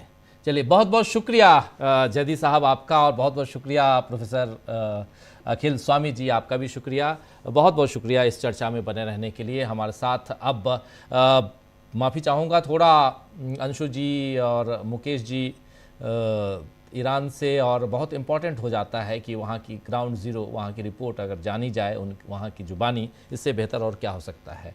अंशु जी, ज़रा आपके पास पहले आता हूँ, फिर वार को, युद्ध को बहुत नज़दीक से उसकी रिपोर्टिंग और तमाम चीज़ों को देखा है, किया है हमारे साथी मुकेश जी ने, उनके पास भी आता हूँ। अंशु जी, आप इस जंग को आज 22वें दिन कहाँ देखती हैं? इसमें अमेरिका का रोल क्या धीरे धीरे कम होता जा रहा है? क्या अमेरिका यहाँ जिस ढंग से खो रहा, अभी ये खबर इसलिए मैंने दी क्योंकि ऑलरेडी 16 विमान, 16 फाइटर जेट ऑलरेडी गिरा चुका है ईरान, ये आधिकारिक तौर पे उसकी पुष्टि हो चुकी है, इसलिए बता रहा हूँ। ये 17वां है जो वो स्वीकार करता है, अमेरिका स्वीकार करता है, और इस जंग में अगर इतने विमान अगर मार गिराने के दावा और उसकी स्वीकारोक्ति भी आ रही है उधर अमेरिका की तरफ से, तो ये जंग किधर जाते हुए दिखाई दे रहा है? राजीव जी, सबसे पहले तो आपको, सभी पैनलिस्ट को और डीबी लाइव के सभी दर्शकों को ईद की बहुत बहुत मुबारकबाद। हालांकि इस मौके पर ये ईद हो रही है, पूरे दुनिया में युद्ध की छाया है, लेकिन फिर भी एक उम्मीद है जो हम कहेंगे कि इस त्योहार के साथ कायम रहेगी। आपने जो बात की कि क्या अमेरिका और इजराइल के अंदर अब एक बेचैनी है इस युद्ध को लेकर, लगभग 3 हफ्ते इस युद्ध के हो गए हैं, इतना लंबा खिंच गया है, इसकी उम्मीद दोनों ने ही नहीं की थी। कोई भी अब युद्ध होता है तो उस युद्ध का एक ऑब्जेक्टिव होता है और कहीं मोटी मोटी एक उसकी समय सीमा भी तय होती है। तो इजराइल ने और अमेरिका ने जब इस युद्ध में अपने आप को झोंका था या अपने आप को लाए थे, तो एक ऑब्जेक्टिव था कि रिजीम चेंज कर लेंगे और ईरान में वो 1 या 2 हफ्ते के अंदर मैक्सिमम वो इन सारी चीजों को कर देंगे। और इसमें जो अगर कहा जाए कि जो जानकारियां मिल रही हैं, इजराइल का ही एक बहुत प्रमुख अखबार है इजराइल टाइम, उसके हवाले से ये खबरें प्रकाशित हुई है कि अब तो मोसाद और जो नेतन्याहू हैं उनके बीच में भी मतभेद शुरू हो गए हैं कि अब नेतन्याहू इस जिम्मेदारी से बचने के लिए मोसाद चीफ के ऊपर ये ठीकरा फोड़ने की तैयारी कर रहे हैं कि युद्ध में जाने की सलाह देना और रिजीम चेंज की सलाह देना ये मोसाद ने किया था, उसकी गलती थी उनके चीफ की, और ऐसे युद्ध में फंस गया है अब इजराइल। दरअसल ये जो बताया जा रहा है कि मोसाद द्वारा जानकारी दी गई कि यहाँ जो सुप्रीम लीडर्स को मारने के बाद यहाँ पर जो प्रोटेस्टर्स हैं, जो कि ईरान में नाराज लोग हैं, जो प्रदर्शनकारी हैं, उनमें एक आग भड़काई जा सकती है और उसका फायदा उठाकर यहाँ पर रिजीम चेंज करवाई जा सकती है। लेकिन ये आकलन जो था वो पूरी तरीके से गलत साबित हुआ और ऐसा वहां पर कुछ भी नहीं हुआ। जब खामेनेई साहब की मौत हुई और उनके बेटे को वो बैटन सौंपा गया, उल्टा पूरा ईरान ज्यादा यूनाइट हो गया और ज्यादा कहा जाए कि तेजी के साथ ये हमले करने लगा, क्योंकि ईरान ऐसा देश नहीं है जहां पर सुप्रीम लीडरशिप को खत्म कर दिया जाए और वहां पर जो है वो सारा सिस्टम खत्म हो जाएगा। उन्होंने अपना ऐसा सिस्टम इवॉल्व किया हुआ है कि एक के बाद एक जो है वो अलग अलग उनका एक विकेंद्रीकरण है सत्ता का, या फिर जो फैसले लेने की जगह होती है उनका, और उनके बहुत सारे लेवल्स हैं।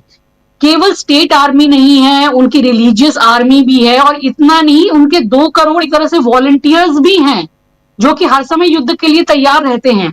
ऐसे ही उनकी अलग अलग लेवल पे पॉलिटिकल सिस्टम भी है, जुडिशियल सिस्टम भी है। तो ये जो सारा सिस्टम है वो एक पिरामिड की तरह काम करता है कि अगर टॉप लीडरशिप को कुछ होता भी है या कितनी भी लीडरशिप को आप देखिए तो इजराइल और अमेरिका ने क्या कुछ नहीं कर लिया। उन्होंने उसके बाद जो अली लारीजानी थे उनको भी मौत के घाट उतार दिया, जो ईरान में सब कुछ कर रहे थे। जो बात से उनकी जो पुलिस फोर्स है उनके भी चीफ को मार दिया। अभी तो खबर मिल रही कि उनके जो इंटेलिजेंस मिनिस्टर है उनको भी मार दिया गया। तो वो कितनी भी लीडरशिप को खत्म कर रहे हैं लेकिन ईरान के हमलों में कोई कमी नहीं आ रही है क्योंकि इनकी तैयारी पहले से है, इनका पूरा डिसेंट्रलाइज सिस्टम है। और जिस तरह के से वो वार कर रहे हैं उसके लिए अमेरिका और इजराइल तैयार नहीं थे। और अब तो वो अपनी जो बता ही रहे थे, जैदी साहब ने बहुत अहम जानकारियां दी कि अब वो अपनी ऐसी मिसाइल निकाल रहे हैं, नसरुल्ला मिसाइल या बहुत सारी ऐसी जो इतनी ज्यादा उनकी मारक क्षमता है। वो ये जानकारी मिल रही थी इस तरीके की कि जिस तरह से खामनेई साहब को मारा गया था तो शायद 1000 टन का वो बारूद या 2000 टन का बारूद इस्तेमाल हुआ था वहां पर हमले के लिए। तो अब 2000 3000 टन का जो बारूद ले जाने की कैपेसिटी है वो ये मिसाइल यूज कर रही है। और खबरें ये हैं कि इजराइल में मतलब बंकरों को भी ध्वस्त कर दे रही हैं। और वहां इतनी बुरी स्थिति हो गई है कि अस्पताल में जाने का भी लोगों को दिक्कतें हो रही है। ये दिखाया नहीं जा रहा है लेकिन मतभेद बहुत गहरे हो गए हैं। अमेरिका और इजराइल के बीच भी ये मतभेद गहरे हो गए हैं। इससे ऐसे पता चलता है कि जब अमेरिका ने कहा कि इजराइल ने जब तेल के ठिकानों पर हमले किए थे तो अमेरिका ने कहा कि इजराइल ने हमको बताकर ये हमले नहीं किए तेल के ठिकानों पर ईरान के, और हम इजराइल को मना कर रहे हैं कि वो इस तरह के हमले ना करे। तो ये मतभेद बहुत गहरे उभर कर सामने आ रहे हैं क्योंकि अब ट्रंप बहुत परेशान है अपनी आंतरिक राजनीति को लेकर। और केवल यही नहीं, ये युद्ध जितना लंबा खिंचता जा रहा है पूरी दुनिया एक इकोनॉमिक क्राइसिस की तरफ भी बढ़ रही है। अभी जो अमेरिका का फेड रिजर्व है, जो उनका फेडरल रिजर्व है, उनके हवाले से भी ये जानकारी आ रही है कि अगर इस तरह से ये युद्ध बढ़ता है और जिस तरह की अनिश्चितता पूरी दुनिया में बन रही है और तेल के दाम जिस तरह से बढ़ रहे हैं, अभी तो $116 प्रति बैरल बताया जा रहा है, शायद उससे भी ज्यादा हो गया है। और जब खरीद की जा रही है, कुछ ऐसे जानकार बता रहे थे जो तेल खरीद को लेकर जानकारी जानते हैं कि असल में जब खरीद की जा रही है तो 125, 30, $40 प्रति बैरल तक की खरीद कर लेनी पड़ रही है। तो ये देखिए कि इन्फ्लेशन है वो तो होगा ही, महंगाई बढ़ेगी। ये फेडरल रिजर्व भी कह रहा है कि जो एक दबाव बना रहा थे ट्रंप की रेट कट्स होने चाहिए या जिस तरह से अपनी इकोनॉमी को मजबूत करने की बातें कर रहे थे, तो ऐसी स्थिति में तो पूरी इकोनॉमी का बंटाधार होना बिल्कुल तय है। सारे शेयर मार्केट गिरे हुए हैं, 3-3, 4-4, 5, 6, 7% तक जाके शेयर मार्केट गिर गए हैं पूरी दुनिया के। पूरी तबाही मची हुई है और ऐसी स्थिति आ गई है कि पूरी इकोनॉमी जो है वो बहुत बड़े एक क्राइसिस से गुजरने की अगर कहा जाए उसके शुरुआत की तरफ जा रही है। तो ये दबाव ट्रंप के ऊपर बहुत ज्यादा है और अब उनको कहीं एक परेशानी हो रही है कि इजराइल ने उनको कहां पर ये से फंसा दिया है। सब लोग कोशिश कर रहे हैं कि एक सेफ एग्जिट मिल ले, सब लोग मतलब ट्रंप और इजराइल अब ये चाह रहे हैं। हो सकता है नेतन्याहू मोसाद के ऊपर ये ठीकरा फोड़ दे, ट्रंप जो है वो नेतन्याहू के ऊपर ये ठीकरा फोड़ दे, जो कि वो फोड़ ही रहे हैं कि जैसे उन्होंने ये कहा कि उन्होंने इस तरह के हमले क्यों किए और किस तरह की उनकी जानकारी थी। क्योंकि अब वो ये तक अपने बदल के कह रहे हैं बयान कि हमने तो रिजीम चेंज की बात ही नहीं की, अमेरिका का जो मकसद था इस वॉर में वो लगभग कंप्लीट हो गया है, हम तो अब इसे वाइंड अप करने की दिशा में यानी समेटने की दिशा में जा रहे हैं। तो देखिए वो कितने बेचैन हैं। और रही बात एक जो बताया कि इस युद्ध में ईरान इतना मुकाबला कैसे कर पा रहा है, क्योंकि उसके पास एक जज्बा है, युद्ध की तैयारी उनकी लंबी है, बरसों से है। बताया जाता है कि ईरान में उनकी जो पहाड़ियां हैं या हर जगह नीचे उन्होंने इतने हथियार, इतने मिसाइल्स और इतनी चीजों को जमा करके रखा हुआ है कि जो शायद 10 साल के युद्ध के लिए भी वो तैयार है। लेकिन यहाँ पर जो असली अगर देखा जाए कि जो मुस्लिम ब्रदरहुड की भी बात कर रहे थे जैदी साहब अभी कि क्यों मुस्लिम देश सारे सामने नहीं आ रहे, 57 कंट्रीज है तो खाली 12 ही क्यों आई।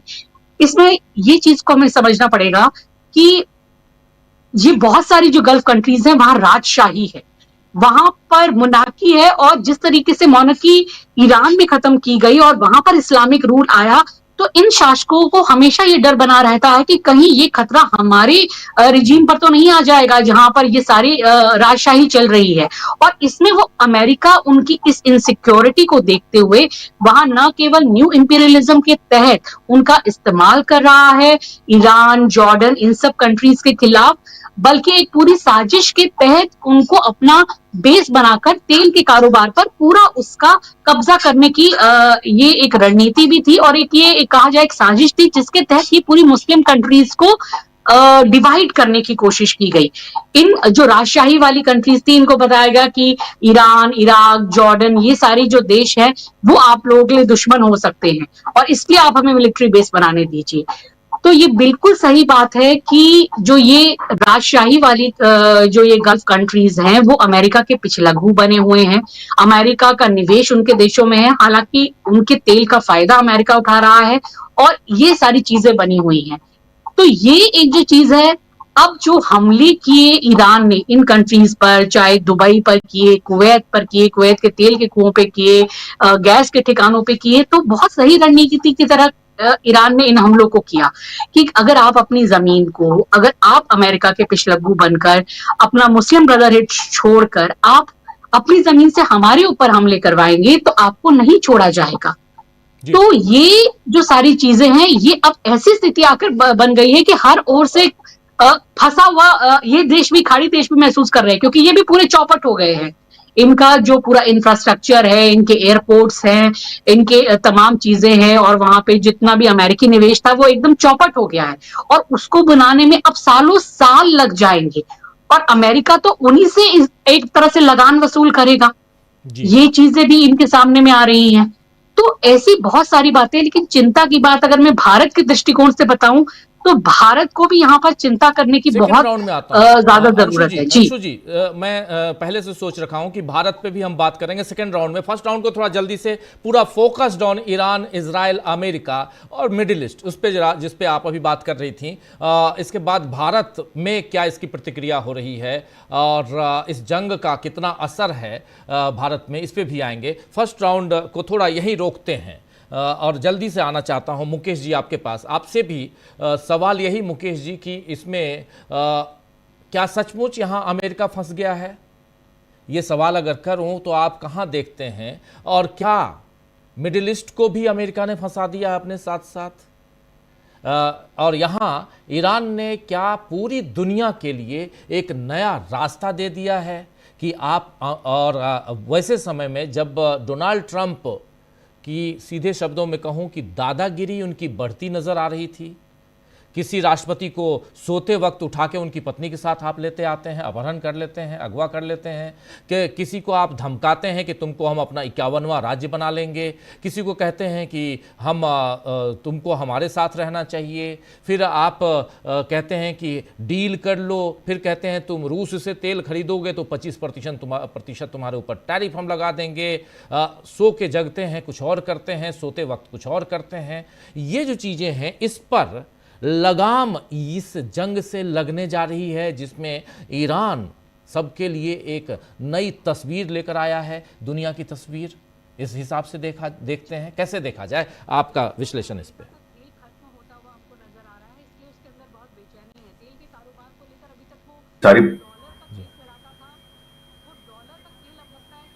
जी जी जी मुकेश जी, आवाज आ रही है आपकी?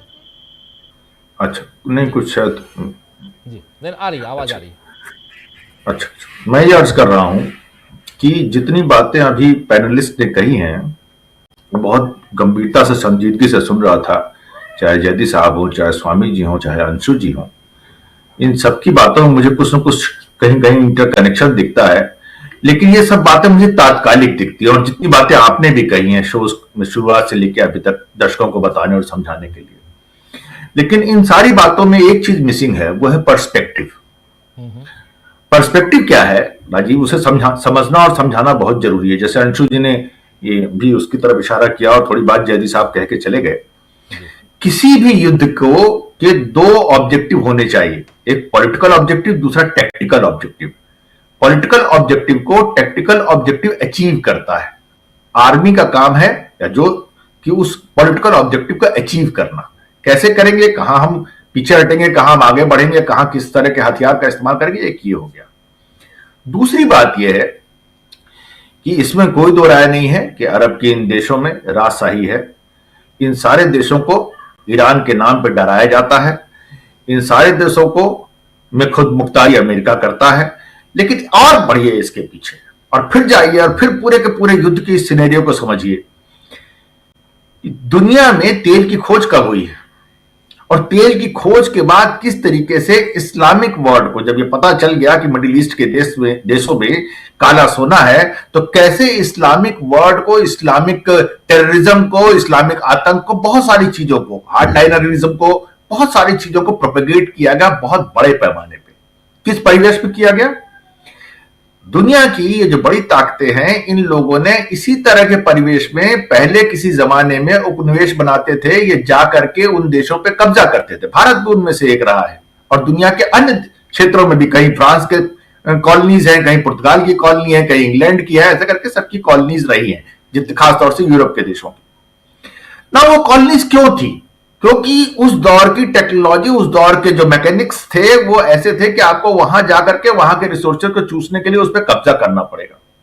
ना तेल की खोज का जमाना आते आते वर्ल्ड ऑर्डर ऐसे चेंज हो गया कि भैया अब कोई जरूरत नहीं हमें किसी की टेरिटरी पे जाके हमला करने के, हम खाली वहां अपने सिपह सालार, अपने लोगों को बिठा दे वहां, और जो बैठा है उसको अपने मनमाफिक बना ले।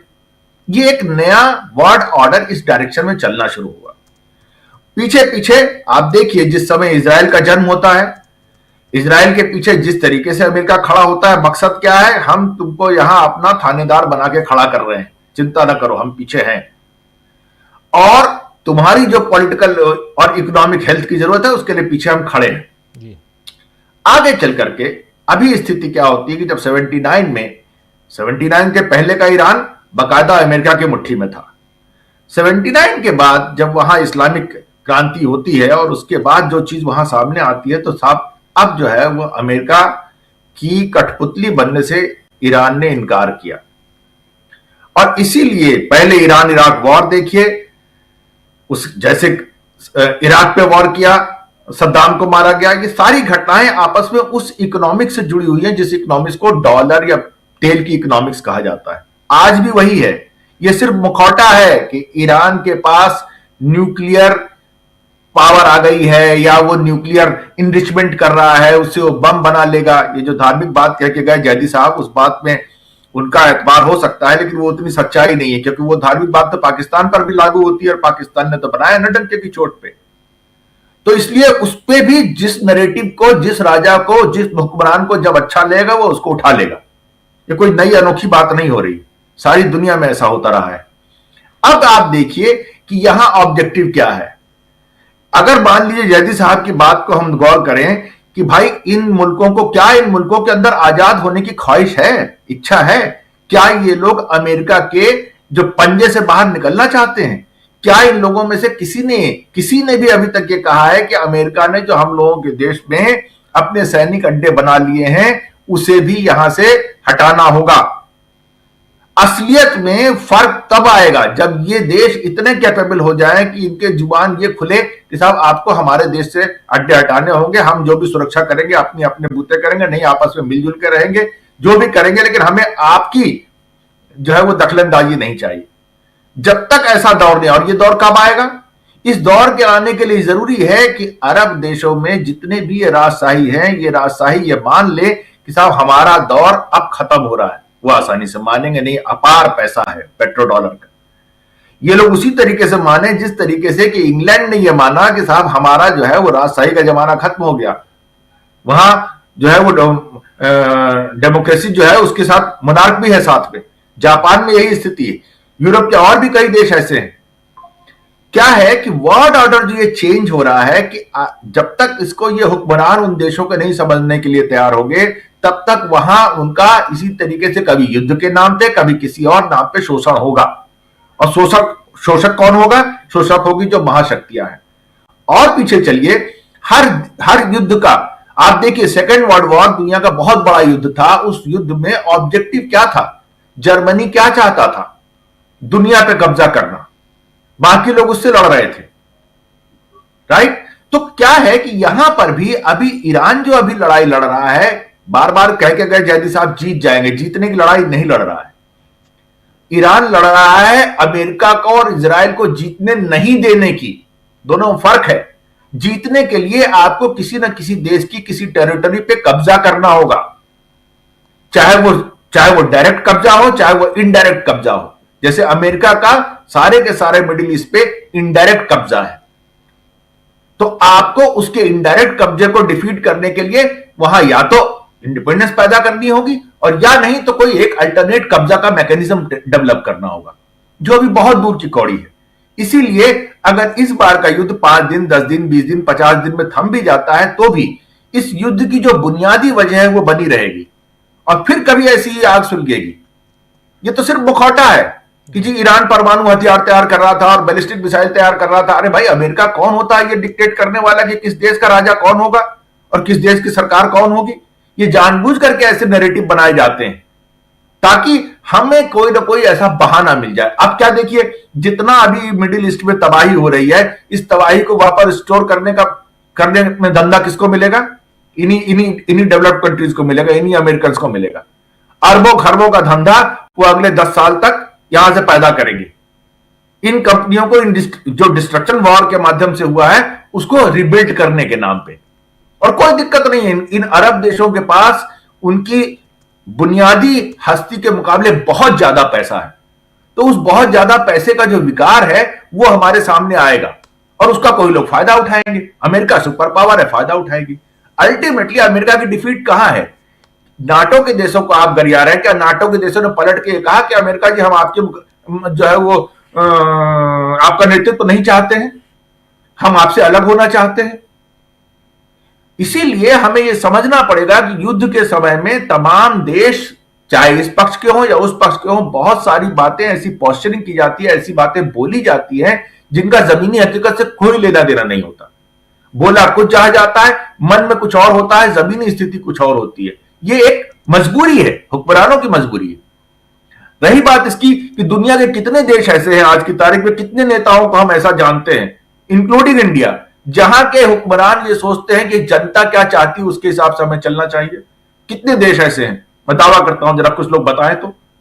बहुत सारे देशों में डेमोक्रेसी है, कितनी कॉस्मेटिक है और कितनी ईमानदार है। क्या डेमोक्रेसी में भी नेता को इस बात से कोई फर्क पड़ रहा है आज की तारीख में, या उसे लगता है कि नहीं साहब? अब जैसे देखिए, बुनियादी तौर पे इस युद्ध की वजह क्या है? क्यों इजराइल के पीछे अमेरिका को खड़ा होना पड़ा? वो एप्स्टीन फाइल, सिर्फ और सिर्फ एप्स्टीन फाइल है और उसके अलावा कुछ नहीं है। एप्स्टीन फाइल से के चपेटे में हम नहीं आए, इसके लिए इस तरह का युद्ध भी खेला जा सकता है जिसमें इतना बड़ा डिस्ट्रक्शन हो रहा है। सारी दुनिया परेशान हो रही है। सारी दुनिया को परेशान करके आप क्या साबित करना चाहते हो? सिर्फ आप एक ही चीज साबित करना चाहते हो कि अमेरिका एक ऐसा सुपर पावर है जिसकी बेहूदियों की वजह से सारी दुनिया को परेशानी झेलनी पड़ती है और पड़ रही है जी। इसके अलावा कुछ नहीं आपको साबित करना है। लेकिन दूसरी तरफ आपको गेम क्या करना है? आपको इन्हीं लोगों को हथियार बेचने, जिसकी बातें हुई, इन्हीं देशों को, आपको इन्हीं देशों का शोषण करके वहां से अपार पैसा उठाना है, अपार पैसा। और क्यों? सिर्फ और सिर्फ उस डॉलर की सुप्रीमेसी के लिए, उसकी हेजेमनी के लिए। क्या दुनिया के बाकी देशों में यह आवाज बुलंद हो रही है कि हम डॉलर की हेजेमनी को एक्सेप्ट नहीं करेंगे? अभी तो ईरान ने एक प्रपोजल दिया था ना कि जो भी चाहे हरमुज से निकाल सकता है, आपको युआन में लेना पड़ेगा। क्या था वो सिर्फ इसीलिए था। और अमेरिका किसी सूरत में यह बर्दाश्त नहीं कर सकता कि डॉलर की हेजेमनी टूट जाए। वो दुनिया में तीसरा विश्व युद्ध छोड़ देगा, वो आधी दुनिया को तबाह कर देगा। हो जरूर सकता है, मैं ये नहीं कह रहा कि इन प्रिंसिपल नहीं हो सकता, हो सकता है, लेकिन कितना डिस्ट्रक्शन, उसकी कितनी कॉस्ट होगी वो अलग बात है। अमेरिका से डील करने के लिए सिवाय इकोनॉमिक फ्रंट पे और कोई तरीका है ही नहीं, हो ही नहीं सकता, पॉसिबल ही नहीं, क्योंकि इन हुक्मरानों को इस बात की चिंता है ही नहीं कि कितने बेकसूर मर जाएंगे, हमारे देश की जनता हमें क्या बोलेगी। यहां पर भी कोई नैरेटिव चल जाएगा, हम 10,000 रुपए देंगे, हमें वोट मिल जाएगा, सरकार बन जाएगी। ये देखिए, सब इंटरकनेक्टेड है ये बातें। उन देशों में भी ये बीमारी है, उन देशों में भी ये बीमारी है। नेतन्याहू को अच्छी तरह से पता है कि जैसे ही मैं सत्ता से बाहर हुआ मुझे जेल जाना है जी। तो अब जेल जाने से बचने का क्या तरीका है? युद्ध कर लो। युद्ध कहां कर लो? अब भाई ईरान युद्ध का जो आपने ऑब्जेक्टिव बताया है, आज तक कोई ऑब्जेक्टिव आपका पर्पस पूरा, आज तो पहले दूसरे दिन अमेरिका तो पहले दूसरे दिन युद्ध जीत गया था साहब, जिस दिन उन्होंने खामेनेई को की हत्या कर दी। तो अगर दूसरे दिन आज जीत गए तो ये 22 दिन तक कर क्या रहे हो? अच्छा चलो उनकी और लीडरशिप को खत्म कर लोगे, 100 कर लिया है, 500 कर लोगे, 1000 कर लोगे, क्या उसके बाद तुम ये कह सकते हो कि there will be no leadership? नहीं हो सकता ऐसा, किसी भी देश और किसी भी समाज में ऐसा नहीं हो सकता। इसीलिए अमेरिका जो जिस तरह की लड़ाई कर रहा है और जिस तरह के उनके बयानात हैं, राजीव जी मेरा आग्रह है, आप अच्छे पत्रकार हैं, वरिष्ठ पत्रकार हैं, उसको फेस वैल्यू पे मत लीजिए इन बयानों को। मैं दर्शकों से भी कहूंगा फेस वैल्यू पे बिल्कुल मत लीजिए। ये देखिए कि बोला ये जा रहा है, मन में क्या है या क्या हो सकता है या क्या होगा, जरूर ऐसे देखना चाहिए, चाहे वो ईरान की तरफ से कुछ कहा जा रहा हो। अब देखिए ईरान के पक्ष में क्या अच्छी चीज है, सारी दुनिया ये मान के चल रही है कि इस बार ईरान के ऊपर जो हमला किया गया है वो उसके साथ ज्यादती हुई है, नंबर 1। नंबर 2, सारी दुनिया ये देख रही है कि ईरान की जनता एकता के साथ संगठित होकर के एक जुबान में या कह लीजिए एक फीलिंग के साथ इस हमले का मुकाबला कर रही, सामना कर रही। सारी दुनिया ये देख रही है कि ईरान में जो तबाही हो रही है उसके बारे में कम या ज्यादा वीडियो के माध्यम से या अन्य चीजों के माध्यम से दुनिया तक पहुंच रहा है, लेकिन जो वो तबाही कर रहा है उसे पहुंचने नहीं दिया जा रहा है। ये सारी दुनिया देख रही है। ये वो दायरे हैं, इन दायरे में, इस फ्रेम में अगर आप कलर को भर के देखेंगे तो आपको तस्वीर कुछ और दिखेगी। ये तो ईरान ने साफ दिखा दिया ना, ईरान को किसी से नहीं जीतना। सर जैदी साहब गलत बोल गए हैं, माफी चाहता हूं अदब के साथ। ईरान को किसी से नहीं जीतना है, जीतने का उसका कोई ऑब्जेक्टिव नहीं है और उसे ऑब्जेक्टिव की दिशा में आगे बढ़ भी नहीं रहा है। उसका एक ऑब्जेक्टिव है जिसे वो पहले दिन से आज तक अटेंड किए हुए, अचीव किए हुए, और वो 6 महीने 10 साल भी लड़ेगा तो भी यही अचीव करेगा। वो ये है कि वो किसी को जीतने नहीं देगा। दोनों फर्क है, जीत आप नहीं सकते, ये मालूम है। आप मान लीजिए कि ईरान के पास, आज आपने डियागो गार्सिया की बात की कि वहां तक 4000 किलोमीटर तक मान लीजिए उनके पास रेंज है। फर्ज कीजिए उनके पास इंटरकॉन्टिनेंटल मिसाइल भी है, वो अमेरिका के ऊपर भी बमबारी कर लेंगे, तो क्या उससे अमेरिका को जीत लेंगे? डैमेज कर लेंगे आप। डैमेज करना और जीतने दोनों में बहुत फर्क है। इसीलिए इस युद्ध को हमें पर्सपेक्टिव में देखने की कोशिश करनी चाहिए, क्योंकि पर्सपेक्टिव में देखने से इस बात का बहुत बड़ा एडवांटेज होता है कि हम मिसलीड नहीं होंगे। जी भाई, भारत की जो दशा इस युद्ध में हुई वो क्यों हुई? क्योंकि मिसलीड होने के लिए मजबूर हो गए। आप सामने बिठा करके बोल दिया गया एप्स्टीन फाइल में ये मामले हैं, आपने हथियार डाल के बोले ठीक है जी, जो आप कहोगे मेरे मालिक मेरे आका वही करेंगे, और वही कर रहे हैं। अब नतीजा क्या हुआ? नतीजा ये हुआ कि आपकी रियाया 140 करोड़ की आबादी को बहुत गहरी तकलीफ झेलनी पड़ रही है, प्राइस राइज के रूप में, डॉलर के ये रुपए के कमजोर होने के रूप में, गैस की तंगी के रूप में। अब गैस की तंगी तो सरफेस पे आ गई, सब कुछ लोगों को दिन रात दिख रहा है, लेकिन राजीव जी हर चीज का दाम बेतहाशा बढ़ रहा है। जी मुकेश जी, इस पे एक छोटा कमेंट लूंगा, छोटा कमेंट आपके पास आता हूं जल्दी से। अमलेंदु जी के पास आता हूं, 8:30 बज चुका है और जल्दी समापन की ओर बढ़ते हैं। टाइम हमारा ख़त्म हो गया, लेकिन फिर भी क्योंकि लंबी और बहुत गंभीर मुद्दे पे बात कर रहे हैं, जंग की बात, और उसमें भी विश्लेषण, रिपोर्टिंग नहीं विश्लेषण है, तो ये कितना गंभीर होगा इसका अंदाज़ा लगा सकते हैं आप लोग। अमलेंदु जी, क्या यहाँ से अमेरिका जो दावा अभी तक कर रहा है कि हम जीत चुके हैं, वो दिखाई देता है, उसकी जीत दिखाई देती है? चलिए, ईरान तो कई दावे कर रहा है। ईरान कह रहा है कि हमको सीज फायर नहीं, हमको परमानेंट सॉल्यूशन चाहिए। 3 पॉइंट उसने रख दिया ऑलरेडी पहले से। लेकिन अमेरिका, राजीव जी देखिए, आज जो ट्रंप साहब का सुबह जो उन्होंने अपने सोशल पे लिखा, और उसमें उन्होंने 5-6 बातें बड़ी मजबूती के साथ और पॉइंट देते हुए और बोल्ड अक्षर में जो है वो अक्षरों में लिखी, और उसमें उनका कहना यही है कि चूंकि उनका लक्ष्य बिल्कुल नज़दीक आ गया है, तो इसलिए अब हम वहाँ से अपना बोरिया बिस्तर समेट लेंगे और हमारे लक्ष्य एकदम नज़दीक है।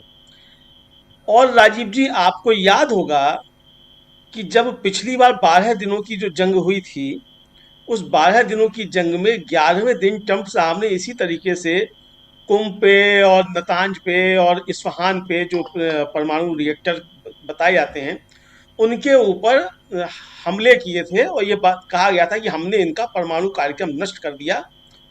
और उसके बाद फिर जीत की घोषणा करते हुए कहा कि बहुत अच्छा, हालांकि पलट के तुरंत ईरान ने इनके जो अड्डे थे, सैनिक अड्डे, उन पर हमले किए, और उसके बाद तुरंत ट्रम्प साहब ने घोषणा कर दी कि भाई बहुत अच्छा, और हम जो है वो जीत गए, और हमने इनके सारे परमाणु ठिकाने होते वो नष्ट कर दिए, और सब कुछ हमने ठीक कर दिया, और हम जीत गए, अब ये सीज फायर किया जाता है।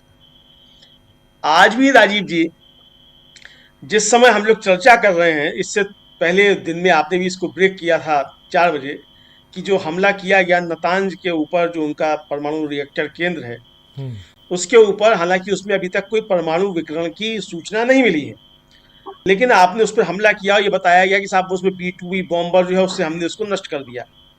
लेकिन राजीव जी, ये तो कर दिया, नष्ट कर दिया गया, ठीक है, लेकिन इस पर इजराइल क्या कह रहा है उसको आप देखिए।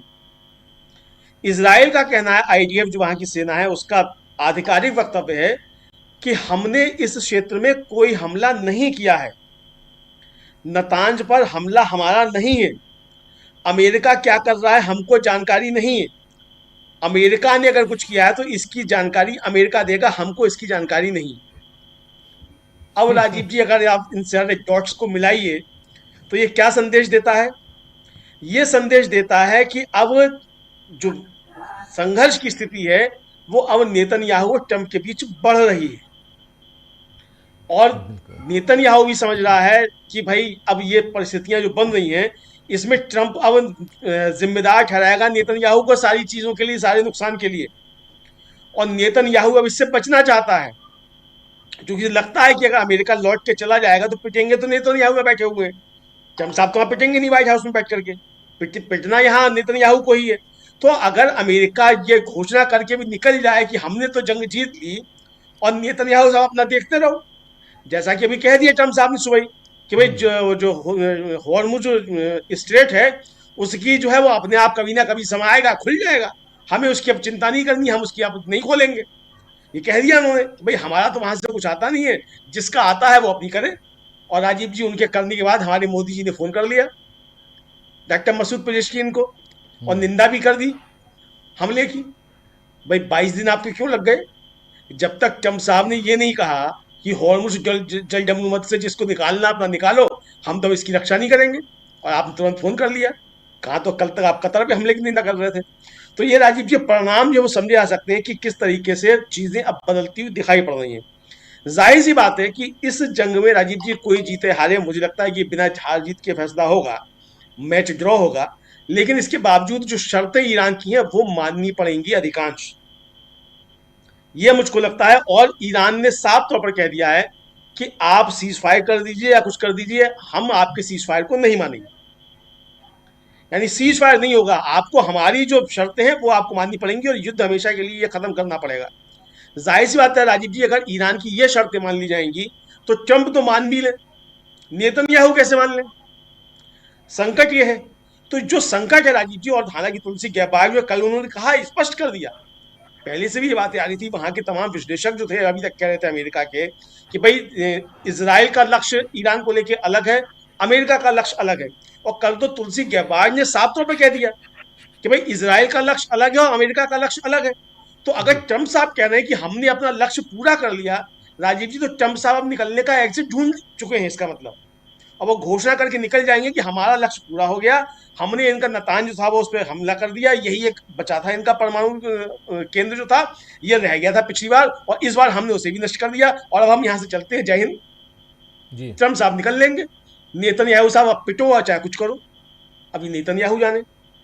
अब एपस्टीन फाइल की अगर राजीव जी वो फाइलें नेतन्याहू के पास भी हैं, तो नेतन्याहू साहब आपका तो कृष्ण मंदिर इंतजार कर रहा है, आप वहां जाएंगे कि एपस्टीन फाइल से ब्लैकमेल करेंगे ट्रंप को? क्योंकि जब तक युद्ध चलेगा तभी तक तो आप ब्लैकमेल कर सकते हैं। और परिस्थितियां ये पैदा हो जाएंगी कि अगर अमेरिका ने वहां से अपना हाथ हटा लिया इजराइल से, नेतन्याहू के ऊपर से, तो राजीव जी बहुत मिट्टी कुटनी है उनकी, इजराइल की। तो ये जो परिस्थितियां बन रही है, मुझको ऐसा लगता है कि ट्रंप साहब अपना एग्जिट ढूंढ चुके हैं, और उन्होंने जो अपने सहयोगी देश हैं उनके लिए भी एक तरीके से कह दिया। राजीव जी, ये जो हमला डिएगो गार्सिया पर हुआ है, अब चाहे ये ईरान ने किया हो और चाहे मोसाद ने किया हो, कुछ भी हो, चूंकि राजीव जी उस डिएगो गार्सिया का जो बेस है उसको लेकर एक कानूनी झगड़ा जो है वो अमेरिका और यूके के बीच में भी है ना। तो अब इसके दूरगामी परिणाम होंगे। अगर ये अपना बोरिया बिस्तर समेटते हैं ट्रंप साहब सारे मध्य पूर्व से, तो ये बोरिया बिस्तर यहाँ से भी आपको उखाड़ना पड़ेगा। तो राजीव जी, इसके पीछे बहुत सारी चीजें हो सकती हैं।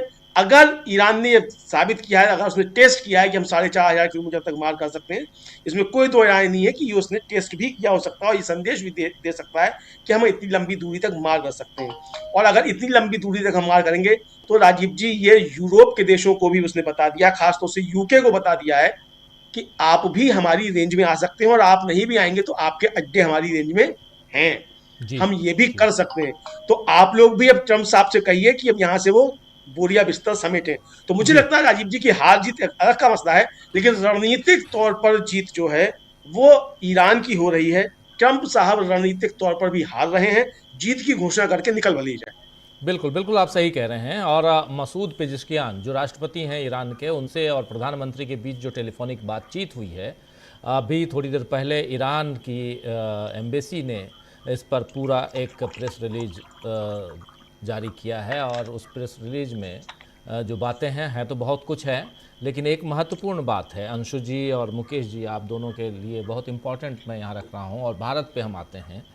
भारत, आप जानते हैं कि ब्रिक्स का अध्यक्ष देश है इस बार। अभी उसके पास अध्यक्षता है, भारत के पास, इंडिया के पास।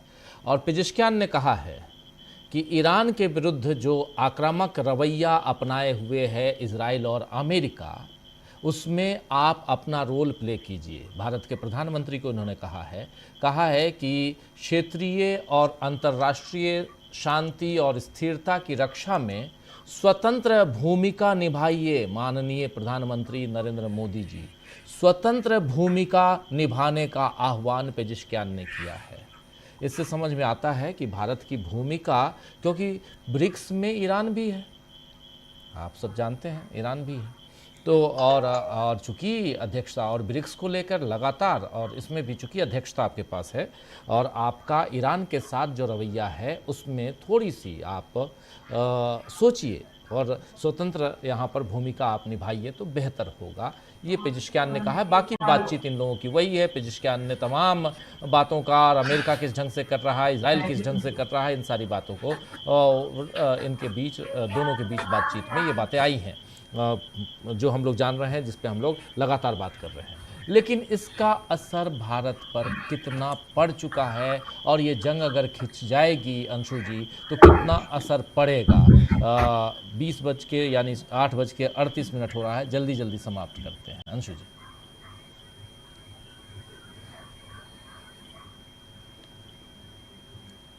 जी। अंशु जी आवाज आ रही है मेरी? जी, अपनी आखिरी पंक्तियां दोहराएंगे आप? हाँ, मैं ये कह रहा हूँ कि इस जंग का कितना असर भारत पर पड़ चुका है, और ये जंग अगर और खिंचती है तो कितना असर पड़ेगा, ये बताइए।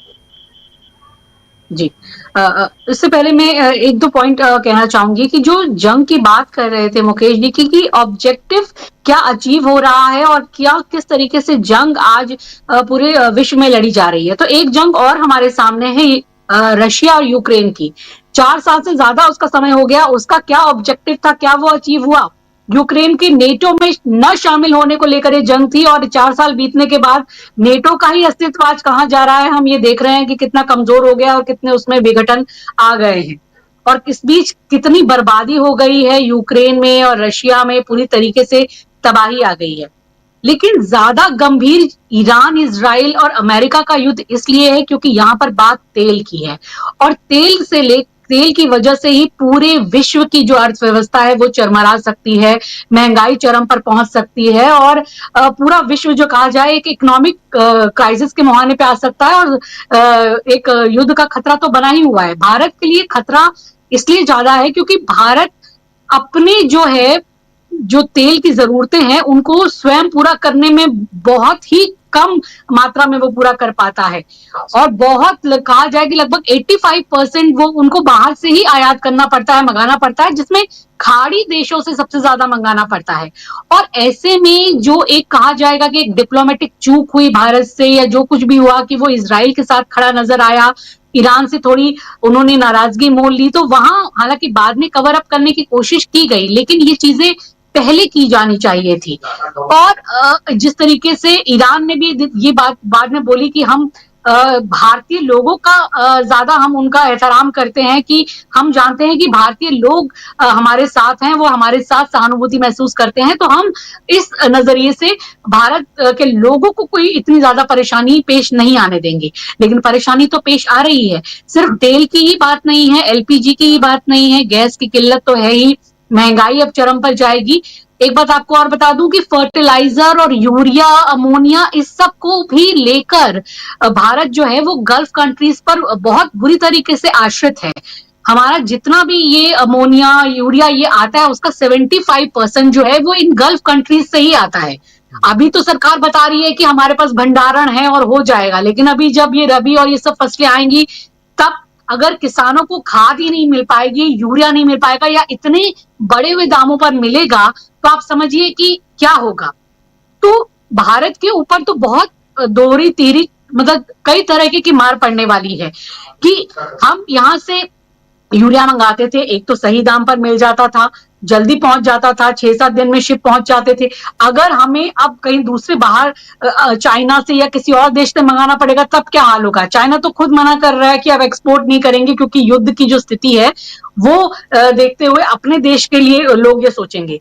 तो भारत की तो पेट्रोलियम पदार्थों को लेकर, यूरिया को लेकर, इन तमाम कई चीजों को लेकर बहुत ज्यादा निर्भरता है, और भारत के लिए बहुत एक मुश्किल की घड़ी हो जाएगी। यहाँ पर जिस तरीके से महंगाई बढ़ेगी, लोगों के लिए एलपीजी, ये इस तरह की चीजों की किल्लत शुरू हो जाएगी, तो वो एक जो है ज्यादा परेशानी का सबब बन सकता है। और एक जो चीज ज्यादा समझने की जरूरत है कि जिस तरीके से इस युद्ध को देख रहे हैं कि एक बहुत बड़ा क्राइसिस जो है वो एक डेमोक्रेटिक सिस्टम को लेकर भी आ रहा है। जिस तरह से मुकेश जी इसका उदाहरण दे रहे थे कि जो भी सो कॉल्ड डेमोक्रेसीज हैं आज विश्व में, उनका जो एक मेन प्रिंसिपल है कि अपने देश के नागरिकों की बात को सुनना और उस पर अमल करना, या उसी हिसाब से सरकार को चलाना, वो कहीं भी नहीं हो रहा है।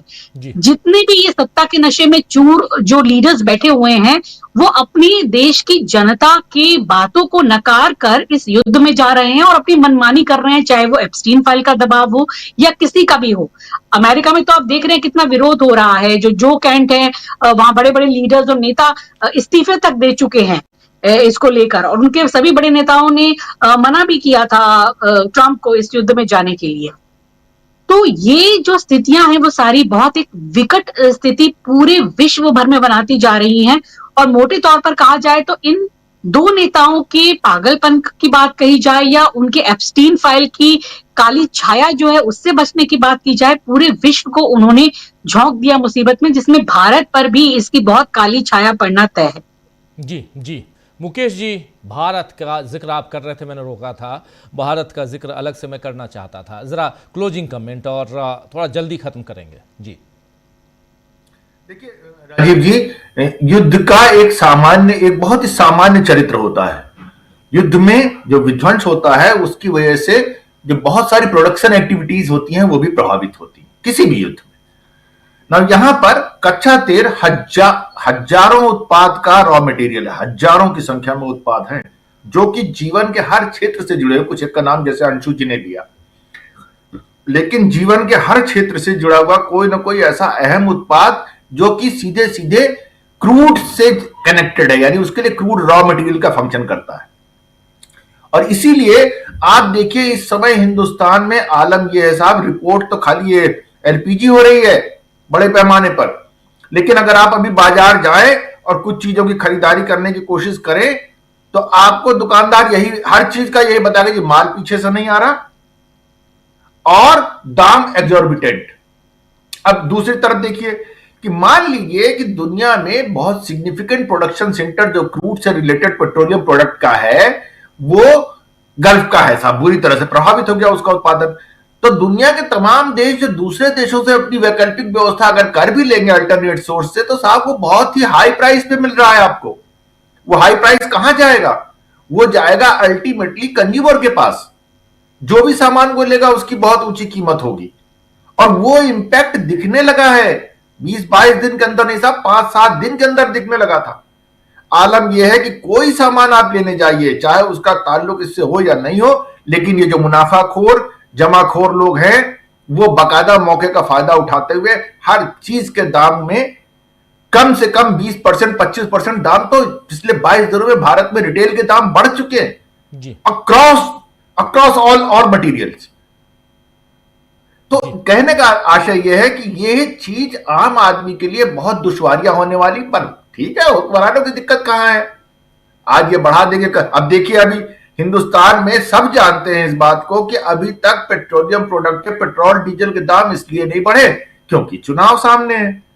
चुनाव खत्म होने दीजिए, बैलेट बॉक्स पहुंचेंगे नहीं काउंटिंग सेंटर तक, वहां तक सेफ तक, इतने में देखिएगा दाम बढ़ने की घोषणा हो जाएगी। जो हम लोग पहले देखते रहे उसी आधार पर मैं कह रहा हूं। तो ये जो परिस्थिति है ये अभी बस तक वहीं तक की है, उतना ही बर्दाश्त कर रही है तेल कंपनियां का, ये भारत सरकार का ये।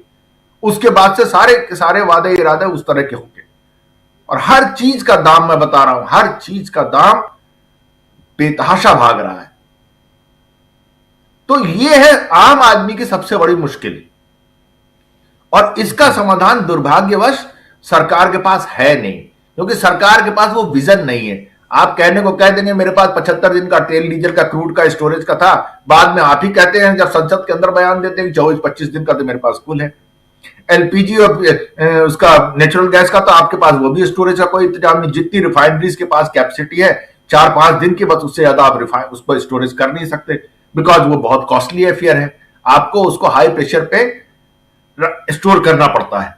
तो वो उतनी आपने फैसिलिटी नहीं बनाई। क्रूड के मामले में स्थिति दूसरी होती है, लेकिन उसकी तो इसका जो आपस में इंटरकनेक्शन है आम आदमी के लिए दुश्वारियां दिनों दिन बहुत बढ़ने वाली जी जी बिल्कुल बिल्कुल आप सही कह रहे हैं, दुश्वारियां बढ़ने वाली हैं और इससे कैसे सरकार निपटेगी, देश की जनता परेशानी में है। और इन सब के बीच अभी खबर एक और आ रही है कि हमारे देश के प्रधानमंत्री ने तो बात की ही वहाँ के राष्ट्रपति से, ईरान के राष्ट्रपति से, इधर विदेश मंत्री ने भी 5वीं बार बात की वहाँ के विदेश मंत्री यानी सैयद अब्बास अरागची से। अच्छी बात है। एक बात राजीव, एक सेंटेंस कहने की अगर अनुमति हो तो। जी जी आपने अभी इससे पहले बताया था कि अब देखिए ब्रिक्स से क्या उम्मीद कर रहा है ईरान मेंबर भी है, लेकिन ब्रिक्स के अध्यक्षता हमारे पास है, भारत के पास है। उम्मीद क्या कर रहा है? पहले दिन से क्या उम्मीद कर रहा था? भैया कम से कम निंदा तो कर दो, भर्त्सना तो कर दो, इतना ही उम्मीद कर रहा था। हमारे हुक्मरान जो है इसको भी नाप तोल के नहीं तय कर पाए कि हाँ साहब निंदा कर सकते हैं, भर्त्सना कर सकते हैं। बस यही कहना था मुझे। जी बिल्कुल। अब एग्जिट उधर डोनाल्ड ट्रंप खोज रहे हैं तो एग्जिट नरेंद्र मोदी भी खोज रहे होंगे। जी हाँ बिल्कुल। चलिए देखते हैं। और बहुत बहुत शुक्रिया मुकेश जी, बहुत शुक्रिया अंशु जी, बहुत बहुत शुक्रिया अमलिंदु जी, आप लोगों ने इतना वक्त दिया, इसके लिए तहे दिल से शुक्रिया अदा करता हूं। बहुत बहुत शुक्रिया।